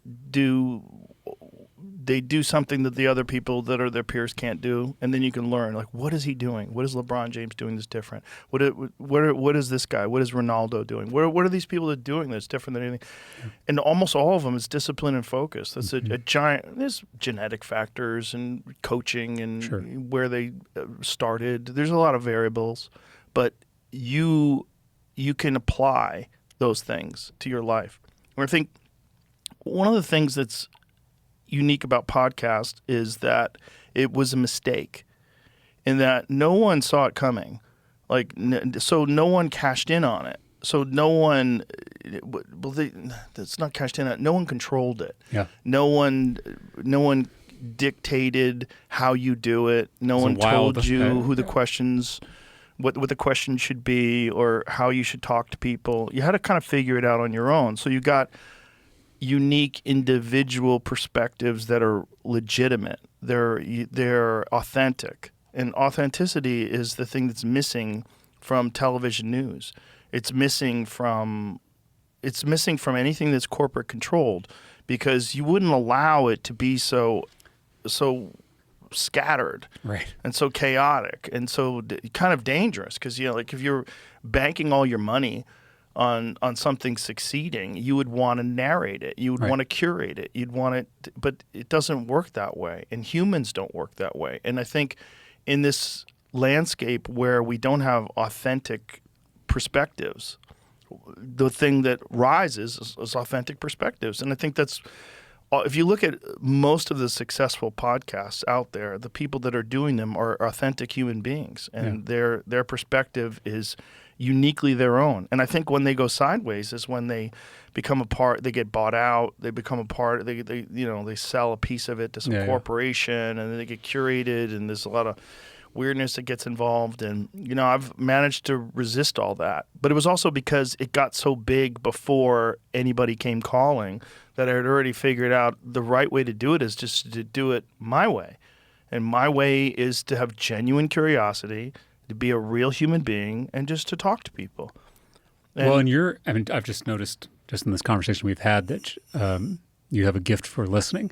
And I think this is something these platforms, or most of our cable news, or most of our media environment doesn't value anymore, is actual listening and learning, right? It is now all about what you say, what your opinions are, rather than actually creating a connection with another person. I've fallen victim to that too. I had to learn how to do it. If you go back to my earlier podcasts, they were terrible. Why? Because you were talking. I would talk too much, or I'd want to speak. But I genuinely have always wanted to know how other people think and why they think the way they think. And you can find holes in the way people think, and you can find strength in the way people think. And it's very inspirational. I've had an unexpected and unintended education from doing this. I didn't intend, when I first started doing it, it was just me and my friends, and we were just fucking around. And I just thought that was fun. Yeah. I was like, it'd be fun to get together with my comedian friends. Like, we only work at night. Right. Like, what are we doing during the day? Most of us during the day are just screwing off. Yeah. It's like, what should we do? Let's get together and just have a bunch of laughs. And then all of a sudden it was like, okay, this has gotten so popular that people want to come on. Okay, let me see what Anthony Bourdain has to think about things. What does he have to say about stuff? What does Graham Hancock have to say about things? And people that I found genuinely interested were willing to sit down and talk to me. Yeah. I'm like, well, this is cool. Now I've got this like weird platform so I can ask questions and really find out why do people think the way they think? Why do they live their life the way they live? And what can I learn from that? And how can I apply that to my life? And how can I give them this ability to express themselves as clearly as possible like where I'm not getting in the way of it and I'm just trying to help them get it out as clearly as possible, whether I agree or disagree. Right. I want to know, like, why do they think the way they think? Like, what is it? And I want to know if you're a real thinker or if you're just a grifter. What's really fascinating to me is watching these people that were exiled from mainstream media because obviously the ratings have crashed and their credibility has plummeted. So then they try to pivot and become podcasters. Yeah. But they're still like Elon Musk said this so well about Don Lemon. He's trying to do CNN outside of CNN. And you can't do that. You can't bullshit people in this world of no bullshit. And that's the podcast world. Right. The podcast world is, there's certainly some bullshit. Sure. But for the most part, what attracts people is if they know that this is really how you think. And I know this is resonating with a lot of people out there that you're forced to go to a job where you pretend to be a certain person all day, and if you step outside of those lines, you're going to risk career opportunities. You're going to risk advancement. You have to stay within the very rigid confines of whatever your occupation is, and it's not very satisfying. It doesn't feel right. It doesn't feel like you're a human being, and they think that's the only way, and then they hear people talk and they go, okay, this is not the only way. There's other ways to think, and there's other ways to live your life. Well, and the fact that you have people from such different perspectives on, I don't think we have very many platforms like that anymore. And to me, that is probably the best thing about working in the legislature. I think I told you this, of being forced to get outside of my bubble. Because of course I live in a bubble like everybody else does, right? My information feed is curated like everybody else is. Mm-hmm. And I try to break out of that whenever I can. But my job forces me to break out with that because I have to sit down with very far right Republicans, very far left Democrats, and hammer out solutions to problems. I mean, that's what I do all day at the Capitol. Or when things are going well, that's what I'm doing. But, I think about, there was a colleague, I hope he doesn't mind me mentioning him on here. His name is James Frank, out of Wichita Falls, very, very conservative Republican. And he and I met when I got elected, and we bonded over the stupidest thing, which was that we both had the same first name, right? Like that's, when you meet someone, like that's, sometimes you go off of like the most superficial basis to create a friendship. James is a really common one. I know. As his joke. But I remember we started this joke of like, we're the James Caucus and you're vice chair, blah, blah, blah, right? It was a stupid basis for a friendship, but it was a basis. And from there, he started like come back to where I sat on the floor. And like when things were slow, he would just come kind of sit and shoot the shit. And he would say like, he would reveal some of the interesting, non-orthodox views that he has about politics, which then gave me an opening to kind of express some of my dissatisfactions with this political system in both parties and the way it forces us into tribes, all that stuff. Anyway, all those conversations really created an actual friendship, and I consider James an actual friend. And then what got interesting is how we took that friendship into public policy, because I think it was 2 sessions ago, James had a bill that all the Democrats hated, including me. I hated the bill too. It was a bill to allow homeschool kids to participate in UIL. Now, I know you have... What is UIL? Yeah, I was going to say, that is basically school sports in Texas. It's like the sports league. And as you know, sports are very, Why did you very not important. like that? Well, my concern was that the public education system is not a buffet table, right? Where you can just come and say, I want to do the sports, but I don't want to participate in the actual school or the academics, the life of the school. I didn't want it to become this fragmented thing that everyone could just pick apart and just do the fun stuff. That was my first reaction. Mm-hmm. James sat down with me, which right there, a Republican coming to a Democrat and like actually having a private conversation about a bill, that doesn't happen enough, and it should. Because when he sat me down, he was able to use all the conversations we'd had to talk about this policy. And he said something to me that just blew my mind. He said, James, whenever we talk about immigration, you always say, don't punish kids for the decisions their parents make. There you go. Right. And And immediately I was kind of first embarrassed and ashamed, right? That's our natural reaction when we're wrong. But I was like, James he's absolutely right. Like these kids didn't decide to be homeschooled. This may be their only opportunity to interact with kids their own age in a public school setting. This, the opportunity to do UIL football or choir or theater or debate, like this could be a door that opens for these kids. Yeah. So anyway, I ended up crossing party lines to support that bill. And I got a bunch of blowback from my folks. But I felt like this trust that I had with James, someone who is on completely polar opposite side of me, moved me in a way that I actually changed my opinion on something. That's awesome. I think also, if you just look at it objectively, that would be socially beneficial to those kids. So for sure. If it's beneficial to those kids would be better members of the community. And you know what? We passed that bill a couple of years ago, and I got to talk with some of the homeschool kids that are participating, and it has been a game changer for them. That's awesome. And what's interesting is that has become a great recruitment tool for the local public schools, right? Because then the public school is able to show off the UIL, how much fun it is, and then the kids sometimes enroll. The point is, like, I was open to changing my own mind. And that goes both ways. The next session, I had filed this bill. Sometimes I file a bill that I know is not going to pass in a Republican legislature, but I file it anyway so I can at least start a conversation, right? I passed a bill that was actually a Bernie Sanders idea. I filed the bill. It was to import cheaper prescription drugs from Canada directly to Texas because Canadians pay half of what we pay for the same prescription drugs. And I didn't think it was going to go anywhere. And all of a sudden, James calls me and it's like, I just read your bill. I love it. I'm a big believer in the free market, and Big Pharma is disrupting the free market. So suddenly it was me and James Frank. We got it through the House, we got it through the Senate, and we got it signed by the governor. And now Texas is working on its application to the FDA to import cheap prescription drugs from Canada. That's so awesome. So it goes both ways of you being open to changing your mind, and the other person being open, and suddenly progress is possible when there's a relationship. Well, that begs the question, like, why are you a Democrat? Well, my mother, so I told you I was born to a single mom. She was a preacher's daughter from Laredo down on the border. She left home at 19. She moved up to Austin. She met my birth father, who was a high school dropout and had a drinking problem. And that drinking problem sometimes led to being violent with my mother. And there was one night, it was me and mom and my birth father, and he had too much drink and got violent again. And that was kind of the straw that broke the camel's back. And my mom decided right then and there that she was leaving. So she packed all our stuff. She put me in her little Ford Escort.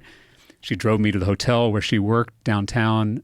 The manager let us stay in one of the rooms for a few weeks until we found a little apartment in East Austin. And mom, she took on double duty at the hotel.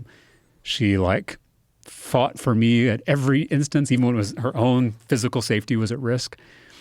And back then, this was early 90s, she could look over at the Texas Capitol and she saw Texas Democrats like Ann Richards, Bob Bullock, people who fought for the little guy, for working people who were forgotten and left behind. That was the classic Democratic Party. Right. And so I remember when I guess I was maybe kindergarten, and someone in school, they were talking about political parties, and I asked my mom what we were, and she was like, we're Democrats because Democrats fight for the people. That was what she said. And my mom is still a Democrat today, but I don't know how much our party is still true to that, but I do know that that's our historical legacy, is the party that fights for the little guy. And I think we're at our best when we do that today. We're at our worst when we stray from that. I would agree with that. So I still believe the Democratic Party can get back to those roots. I hope last year was a wake-up call, especially to the National Democratic Party, about what needs to change and how we need to be different if we're going to build a big coalition to take on the issues that we care about. But that's why I'm a Democrat and why I hope the party can get back to those roots. What are your aspirations politically outside of what you're doing right now? So, I told you I went to seminary. I'm still in seminary. I have about a year left of coursework. I'm going slow since I'm doing all this other stuff. My goal is to go full-time into the ministry whenever I'm done with seminary and I get ordained. You basically kind of like passing the bar after you go to law school. Like you go through seminary and you've got to get ordained, which is a whole different process. But I want to become a minister full-time, and I would love, my pastor is probably listening to this podcast, whenever he's ready to hang it up and retire, I would love to take over and lead my home church. So I say all that because I don't want to do politics forever. I like the work that I'm doing. I do think I'm making an impact. A lot of the bills that I've passed are actually helping people, helping students like the ones I taught. But it is a bruising business to be in. It's interesting because you're the type of person I want to go into politics. Well, but I've always said that the people that you want to do it don't want to do it. Well, because it's terrible. I mean, everything about it is terrible. Exactly. But not everything about it. Terrible people excel at it. There are great things about it. I really don't want, I am not a victim here. I have no one was given this job away. I had to work to get this job, right? I had to raise money. I had to knock on thousands of doors. And the fact that I went from serving 150 students at Rhodes Middle School in room 112 to now serving 5.5 million Texas public school students as part of the Public Education Committee in the Texas House. So I passed a bill to allow incarcerated minors to get a high school diploma while they're in prison. And then I got invited out to speak at their first graduation ceremony in the prison. And I saw these kids who made horrific mistakes, but I saw them with their parents with a cap and gown, and suddenly their whole conception about who they were changed in an instant because of the bill that I passed. That's amazing. Right? There's all kinds of terrible stuff in this, the corruption, the partisanship, the polarization, the tribalism, it's all terrible. Yeah. But then you give a kid an opportunity to earn a diploma and you're just like, I can hang it up, Do right? you see a pathway where that stuff can be at least minimized, the negative aspects of politics? Yes. What is that pathway? One, I think this is a model right here. Like having a place that we can all come together and listen to each other. I told you about your talent for listening. I learned this in my seminary training because what pastors do is listen a lot, and how hard it is to actually listen to someone, right? It's easy to stop talking and then start talking when the person is done, right? Yeah, like exchanging monologues. Right. That's easy. Right. But actually being open to hearing someone is a whole different ballgame. You have to genuinely care.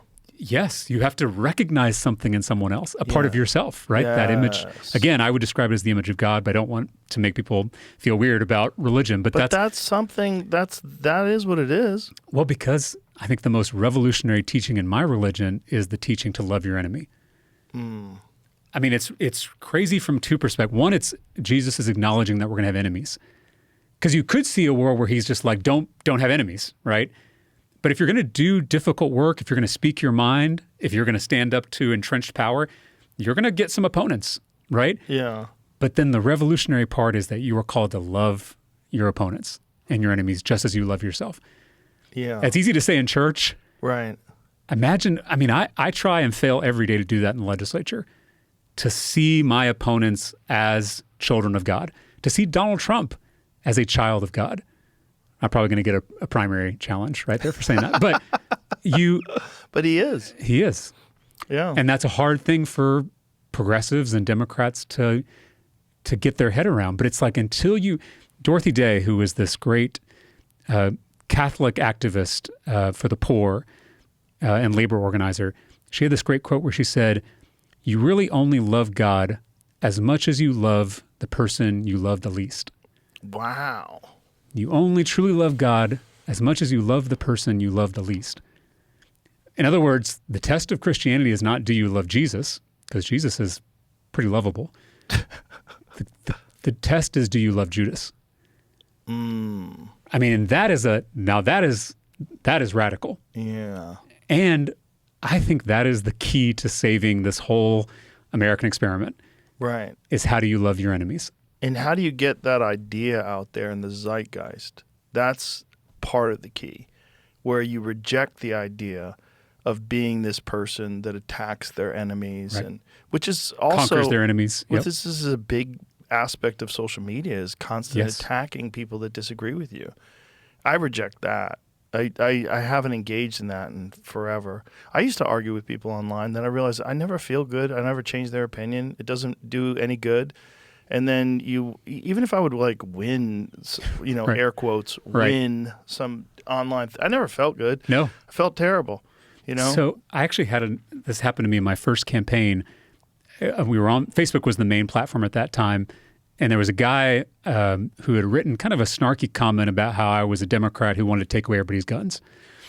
And I wanted to respond in anger, right? Because that's always your first Sure. first instinct.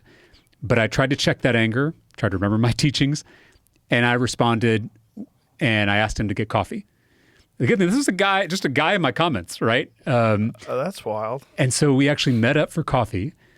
Turned out to be a lovely guy. He actually brought his wife and his kids, adorable kids. He talked about how he was a gun enthusiast, and he was also a certified NRA safety officer. And so the more we talked, we actually got down to how we both really value safety in this conversation, and how he was talking about how gun owners in many ways are the biggest advocates for safety. And then we found some consensus on background checks, stuff like that. But it turned from this dunking in comments on social media to when we were face to face, human to human. Right. Suddenly we heard each other, right? Yeah. We listened to each other, and he realized I was not trying to take people's guns. I have no interest in that. He recognized that I was just trying to find a way to safety, which is his value too. Right. Suddenly that's a conversation. I'm not saying I don't want to be. I'm not naive. This stuff often doesn't end well, right? You don't often get to an agreement. But I have seen over and over again that when you extend an open hand instead of a closed fist, it's a game changer. Yes. People mirror that behavior. And person to person, which is the only Yes. way human beings are really supposed to talk. Amen. And that's one of the beautiful things. That's also one of the reasons why it's been so easy for me to disengage with social media, because I engage with social conversation, like real social, right? Yeah. So it's Yeah. like, social media to me is not attractive. I get plenty of interaction with human beings, even human beings with completely different perspectives than I Right. do.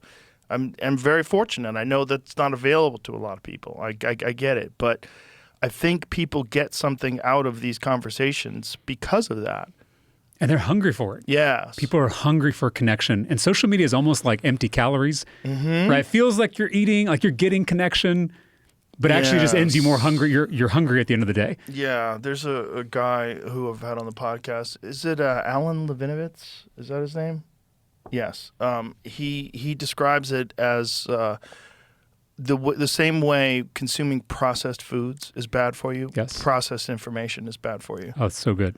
It's Feels really like the same food. thing. Feels like Right. information. Feels like interaction, but it's not. It's overly processed and it's gross.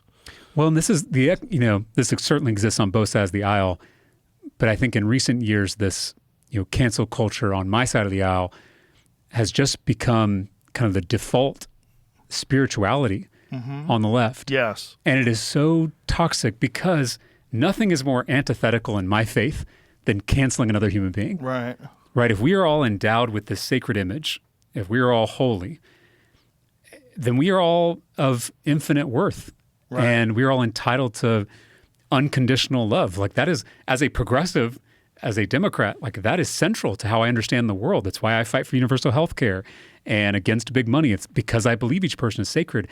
So then in a conversation where someone happens to not agree with you on a policy, even an important policy, the fact that you would write them off Right. as irredeemable, as trash, Yeah.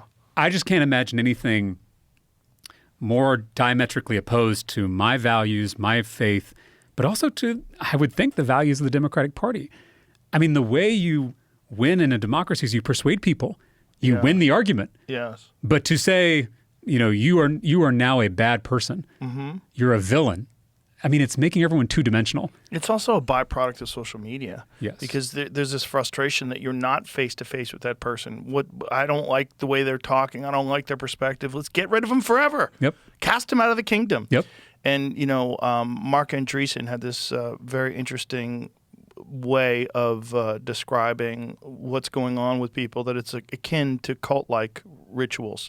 Is that, you demand complete, total compliance. Yep. When that person does not comply, you cast them out of, you get them out of the social group. You eliminate them, which is what cults do. Yeah. You know, when someone doesn't agree, Challenges they're kicked out, and then you no longer engage with that person, and you treat that person like a pariah, and that also reinforces this idea that everybody has to be compliant, otherwise you will face the same fate as those people do. In the absence of any sort of religion, people form their own religion.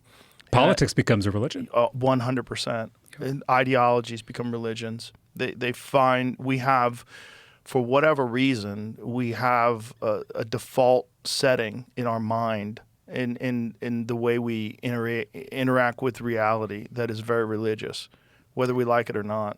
I mean, that is inherent in our species. I mean, Yes. we are a moral, believing species. I mean, Yes. that's what separates us from all the other animals, is that Yeah. we can think abstractly, think about the future and the past, Yes. tell stories, and then ask questions about what this all means. Why are we all here on this floating rock out in the middle of a vast, infinite universe? And the least connected, most lost people I know are atheists. And that is really weird to me. It's really weird. These people that reject religion, for whatever reason, they seem less connected and less engaged with reality. It's very strange. It's very strange, and also more rigid in their perspectives, more rigid in their ideology. Their ideology becomes their God. Dogma. It becomes Well, and I, oftentimes I feel like atheists or agnostics have very valid criticisms of organized religion. for sure. Sometimes they see the church more clearly than I can on the inside of how it's not living up to its values. I think the thing you're hitting on is that there is a baby in that bathwater, Yes. right? If we just throw out the whole thing, Yeah. I mean, now we're conducting an experiment on humanity in real time of what happens when you take this believing species and rob it of any community to make sense of the world. I mean, now that's why I honestly believe that's why we see higher rates of anxiety and depression, especially among young people, is because they're growing up in an incoherent universe. Yes, absolutely, and accentuated by social media for sure. This over-processed information. I think there's a there's a perspective that people have that their way is the way that they have to defend, and that other ways are the wrong way. And I think there's a spectrum when it comes to everything. And religion, like let's say, like if you're looking at someone who's a right-wing person, who's a conservative person, conservative Christian, who's a Republican, they look at the left like Antifa. They see Antifa. They see the Summer of Love in Seattle. They see that as like the worst aspects. And I think someone who's agnostic or atheist, they look at like the Joel Osteens. They look at these megachurch pastors. They look at these hypocrites that drive Rolls Royces and fly in private jets and make millions and millions of dollars off of their followers as the worst aspects of Christianity. Because that is the worst aspects of Christianity in a lot of ways. It's the bastardization of the teachings, the taking the taking advantage of people that want to believe and using it for their own personal gain. And so they think of those people as hypocrites, and think of all these people as like the worst aspects of society, because they're looking at the worst aspects of this one group that's comprised of 1 billion people, which is kind of crazy, but that's what we do. And it's not just religion. Yeah. I mean, a big criticism I have of my own side is that, I mentioned earlier this pattern of order, disorder, reorder as the pattern of the universe that these religions are talking about. And we all, were born into certain stories, whether it's religion, patriotism, masculinity. These are stories that we're born into. And we grow up and we start to question these stories, which is natural. I feel like my side is stuck on that second step. We haven't made it to that third step, that reordering, that resurrection, reincarnation, where we're taking these things and we are understanding them anew. Because religion can be toxic, but it is not inherently toxic. Right. Patriotism can be toxic, but it is not inherently toxic. Masculinity can be toxic, but it is not inherently toxic. Like understanding that these are things that we can reclaim and be proud of, I think is something that hasn't quite seeped in on my side. So we end up just rejecting all of it. You know, all religion is bad, patriotism is bad and naive, right? And I just don't think those things are true. Yeah. So I do think our challenge on my side of the aisle is how do you get to that third step of feeling disillusioned, but then using that to rise and create something new and reclaim. You know, yes, politics is corrupt, but it doesn't have to be. Right. We can every system we have is a choice. They're human systems. We made them. Right. Right? I mean, we can make it better if we make that decision to do so. You know, I do feel like right now cynicism is like the hottest thing. It's very cool to be, you know, too cool for school. But I do think earnestness and hope and optimism are going to make a comeback. Well, that's why people like you, I'd like to see more of in politics. And you're trying to get out. You're trying to get out. I'm not leaving right away. I do think there are other ways to make an impact outside of politics. Well, you've shown that. Yeah. I can do that in the ministry. Like, I do think we're missing that moral clarity in our political conversation that really can only come from faith leaders. And I think the cynical perspective is that at the highest levels, it's all being controlled by money, and that's not going to change. You know, like the people that were very hopeful for change when Trump got into office, one of the things that everyone was promised was you're going to find out the Epstein client list, and you're going to find out who killed JFK and what the UFOs are all about. You haven't heard a fucking peep out of any of that shit. Yeah. No one knows nothing. And today they just finally said there's no client list, there's no videos. I mean, I had Kash Patel.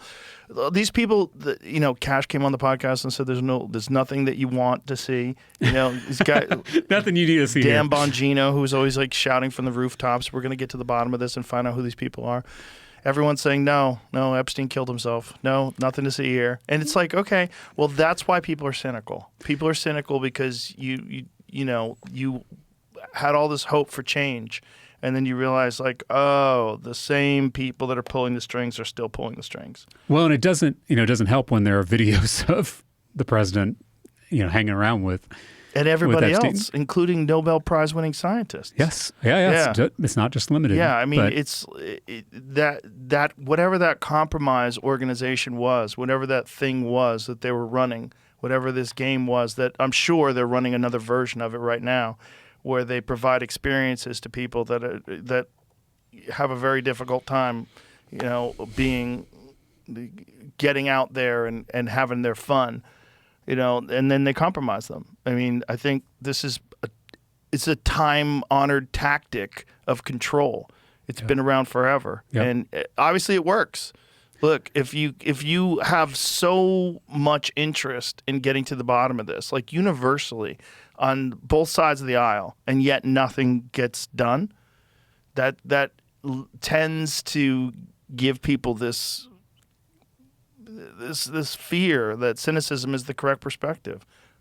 And I want to validate that there is reason and good reasons to be disillusioned.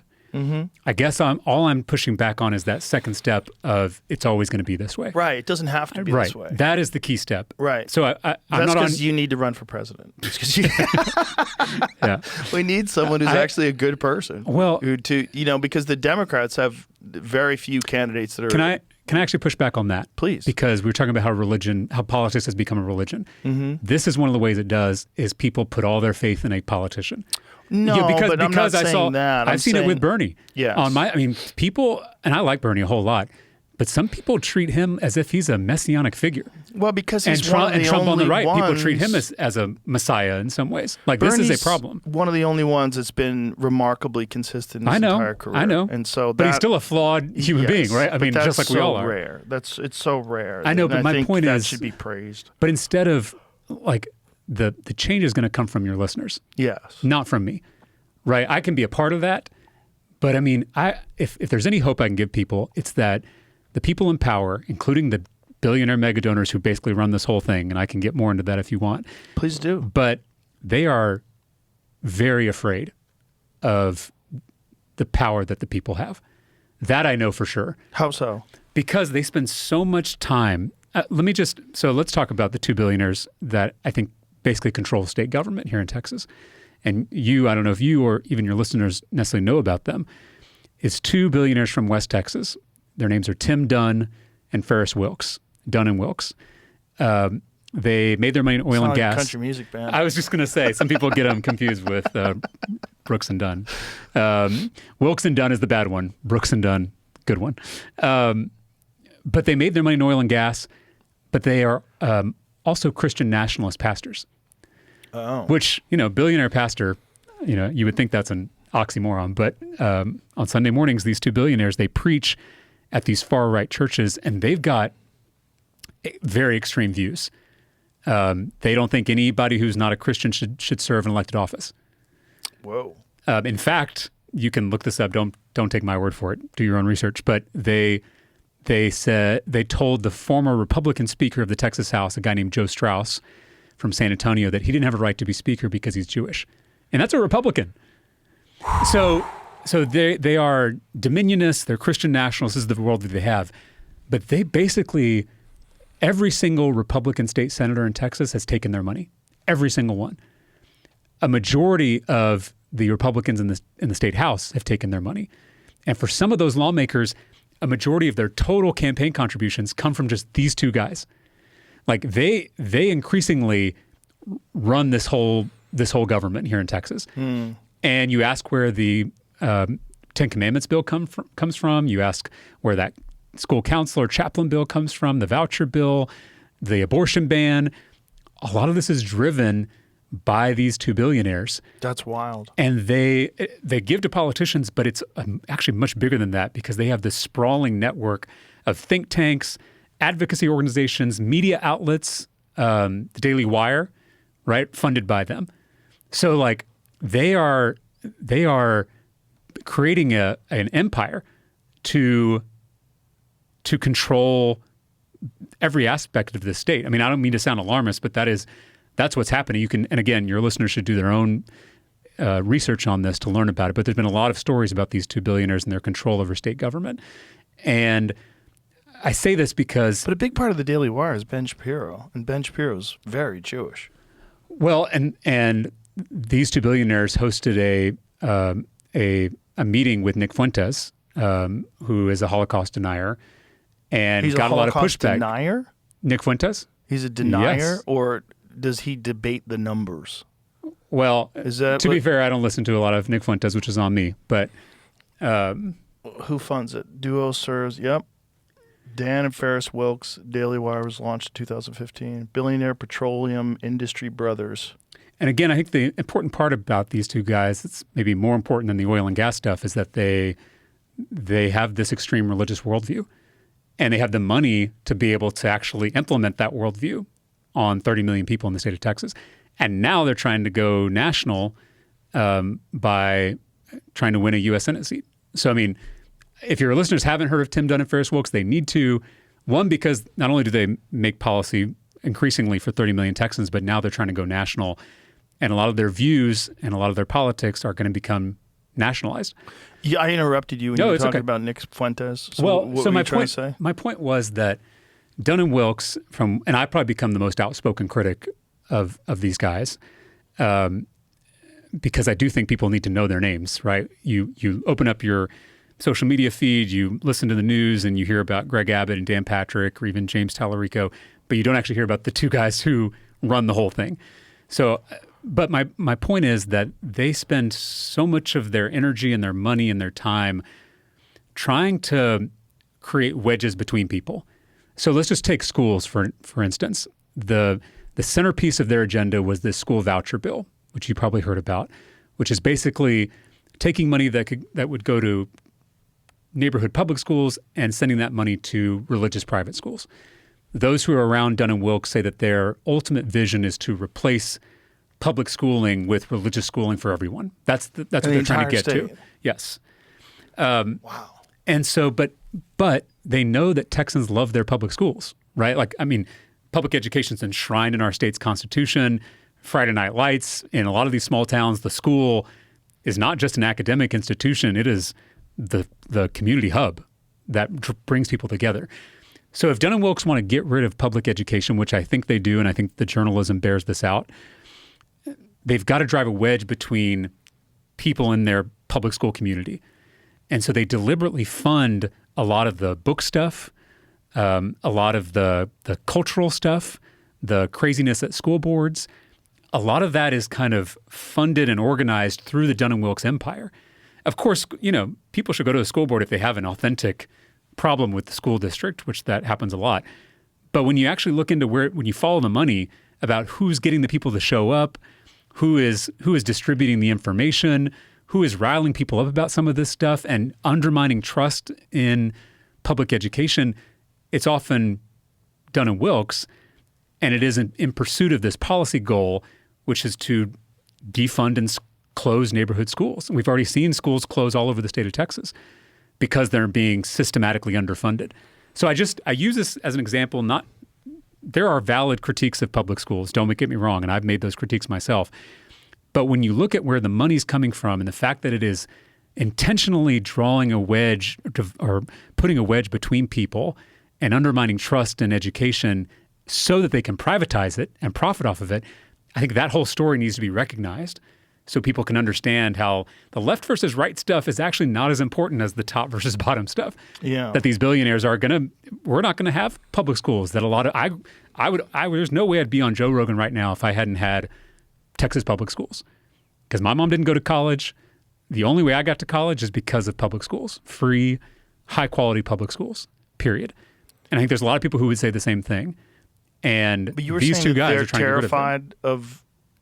Yes, because what they're worried about is, and I'll take the voucher fight in particular, we almost beat this voucher bill because it was a coalition of Democrats in urban and suburban areas and then rural small town Republicans coming together because we all benefit from public schools, right? We set aside our party differences, even some of our ideological differences, and we said, we all need well-funded public schools that can actually give our kids the opportunities they deserve. That coalition was not only a threat to Greg Abbott or Dan Patrick, it was a threat to Dunn and Wilkes. Because if we recognize that we have far more in common than the stuff that divides us, then that's a threat to their power. It's a threat to their wealth. That unity, that loving your enemy is not just morally good. It's not just idealistic. It is good strategic advice, because when we're united, when we're together, then we make it a lot harder for those two guys to come in and dismantle these ladders of opportunity that we have. And we have fewer and fewer ladders of opportunity. Public schools are one of them. So I think this is a prime example of what I mean when I say a lot of the divisions, a lot of the platforms that are dividing us, that are run by billionaires, all of that is intentional so that we are fighting each other instead of asking hard questions about the wealthy special interests and what their agenda is. That is just the phenomenon that I have seen in my 4 terms. And I don't know if everyone is fully awake to that we're getting played. I don't think people are, and I think you saying it is very important. I think most people are unaware of it. Well, and how would they know? How would right? they know? I mean, they're Yeah. not. And this is a problem with media. Like the mainstream media, for some reason, will not name these two guys. Right? I think it's like this gentleman's agreement, or like you have to talk about the elected officials. I'm like, it doesn't matter who the elected officials are if these billionaires buy whoever's elected. Right? I mean, this to me is the real story. And I honestly don't. There are some outlets that are covering it, but just most of them don't. I'll even bring them up in an interview, like on local news. It'll get taken out of the interview. Really? Yeah. Because they don't want the lawsuits. I get it. They don't want the attention. I even put a video on TikTok explaining Dunn and Wilkes, and it was like the TikTok was getting a lot of engagement, then it stopped all of a sudden. And I think it was because the algorithm or the I don't know how it works, but the platform itself had decided to stop the video from spreading. Wow. So I mean, that is, I just do think people have to, your listeners, who maybe some of them are sick of politics, they think it's all corrupt. That is all true. I validate that. But until you educate yourself, until you do dig a little deeper, until you recognize the way this system is operating, you're not going to have the tools and the knowledge you need to upend that system, which it can absolutely be upended. We almost beat their voucher bill because we had that coalition of across the aisle and scattering the tribal dynamics of our politics. So ultimately we didn't win, kind of came down to a photo finish, but it did to me provide a template for what happens if we actually loved our enemies, if we rebuilt these relationships? Like, who could we take on if we did it together? Democrats and Republicans, conservatives and progressives. Like, I don't know. Sometimes I sound a little Pollyanna. No, but, no, I think know. you're onto something. I think what you're saying is absolutely true, though, that it's not us versus them. It's the top versus the bottom. They have all the power. Yeah. And it seems like they enjoy wielding it. For their own benefit. And what's their ultimate goal? You know, I think if I'm taking the journalism that's been done on Dunn and Wilkes, I think their ultimate goal is a theocracy. And again, this is very personal, given how important my faith is to me. But I'm a Christian, and I think there is no more dangerous form of government than theocracy. Because the only thing worse than a tyrant is a tyrant who thinks they're on a mission from God. We haven't had any good examples of that in the past. No. There's not one that you go, well, that one worked out. Right. And so this is people trying to use my religion to control people. Yeah. That's the name of the game. And we're seeing that here. I mean, I'm an 8th generation Texan. My family's been here since it was Mexico. I love this state. But I've just seen people like Dunn and Wilkes just take us in this far right culture war direction at the expense of actual problems we need to solve. One of the bills that didn't pass last legislative session was a bill that would have provided funding for flood mitigation and emergency systems to get the word out when there's a flood. And we literally just saw the consequence of not passing that bill over the weekend. Why would they not want that passed? That seems like... You want to know? Okay, we're talking. Yeah. We're honestly here. Okay, that bill was passed by Representative Ken King, a Republican, someone I often have disagreements with, but he's a good man. He's from far north Panhandle, where they saw historic wildfires last year. So he put this bill that would have addressed wildfires, also flooding, and would have, I think, saved some of the lives in the Hill Country over the weekend during those catastrophic floods. That bill passed the state house, the lower chamber that I'm in, on a bipartisan basis. Overwhelmingly, Democrats and Republicans said, this is good policy, let's pass it. Dan Patrick, the lieutenant governor, who controls the state Senate, which is the upper chamber, he held that bill hostage so that he could get his THC ban through. And again, I know this may be confusing people outside of Texas. We legalized hemp a few years ago. It's a booming industry. It's a product that's providing people a lot of relief. Dan Patrick decided to put this bill forward that would ban all THC products in the state of Texas, basically close hundreds of businesses across the state, lay off thousands of people. Why do you think you do that? Let's go back, follow the money. Okay. What industry do you think was most invested in taking this new product off the market? Pharmaceutical drugs? No. Alcohol? Big alcohol. Big beer. And I guess I love beer. This is not a critique of them. My point is they use their influence to take a competitor out of the market. By the way, a competitor that is, research suggests, is safer and less addictive than alcohol. Again, I'm not disparaging alcohol, but it has a lot of negative side effects and a lot of negative, and is very addictive. And I have members of my family who struggle with addiction and struggle with alcoholism. THC can be, under the right circumstances, an alternative. I mean, there are seniors who use it for chronic pain. There are veterans who use it for PTSD. There are just Texans with anxiety who use it to chill out at the end of a long, stressful day. And so the fact that the lieutenant governor, one, would do the bidding of one industry over the other, two, would hold up literally a life-saving bill that could have possibly saved lives over the weekend in those floods, just to cater to wealthy special interests, to me is just a encapsulation of everything that's wrong with politics, right? Yeah. I mean, I would agree with that. So that's the kind of, when I told you my second term I started to feel discouraged, that's the stuff. Because you just walk, I mean, politicians are still people. Like, I walk out of that chamber just feeling totally and utterly defeated, right? Like, I feel like I'm pushing against the ocean sometimes. Yeah. And people are going to suffer with this THC ban if it goes into place. Needlessly. It's foolish. It's Insane. really foolish, and it's not in the direction the country's going. The country's going towards legalization, which it should, and then also taxing. Yeah. It would be a tremendous tax benefit to everybody, a tremendous revenue benefit to the state. And regulation, I'm open. I actually voted for a regulation bill, right? We shouldn't have smoke shops right next to schools. Right. The packaging shouldn't look like kids' candy. I'm all for that. Pesticides, Right. herbicides, toxic All chemicals that that are is- being used right. on them. And yeah. But to do a total draconian ban, again, there's the thing with abortion. And it's just right? Like, for the alcohol industry. That's fascinating. again, all I do is follow the money. I don't. Yes. Again, I don't want to cast aspersions. It's not like the lieutenant governor said, "I'm just doing this for the alcohol industry." Of course. I'm reading the tea leaves, and especially when a policy doesn't make sense. Right. That's when I ask questions.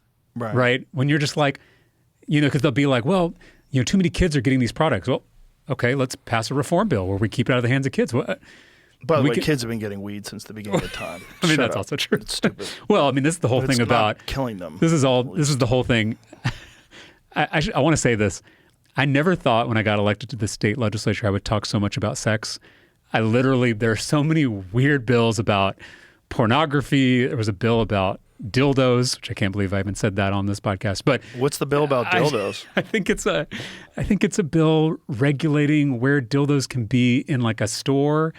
Anyway, like I've heard a lot of things from my constituents, healthcare, crime, education. I've literally never had a constituent reach out about dildos, but my colleagues feel the need to pass bills about this stuff. So I end up being in a weird position where I'm having to talk about some of these issues, like this issue of pornography, which has been used to do book banning.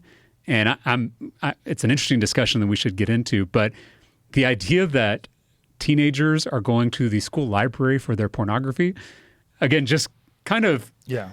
it's common sense that I feel like sometimes we're just completely lacking in places like the Capitol. Well, listen, James, I really appreciate you coming on here because you're providing a perspective that I think is very difficult to acquire. I don't think most people have any idea how the system actually works.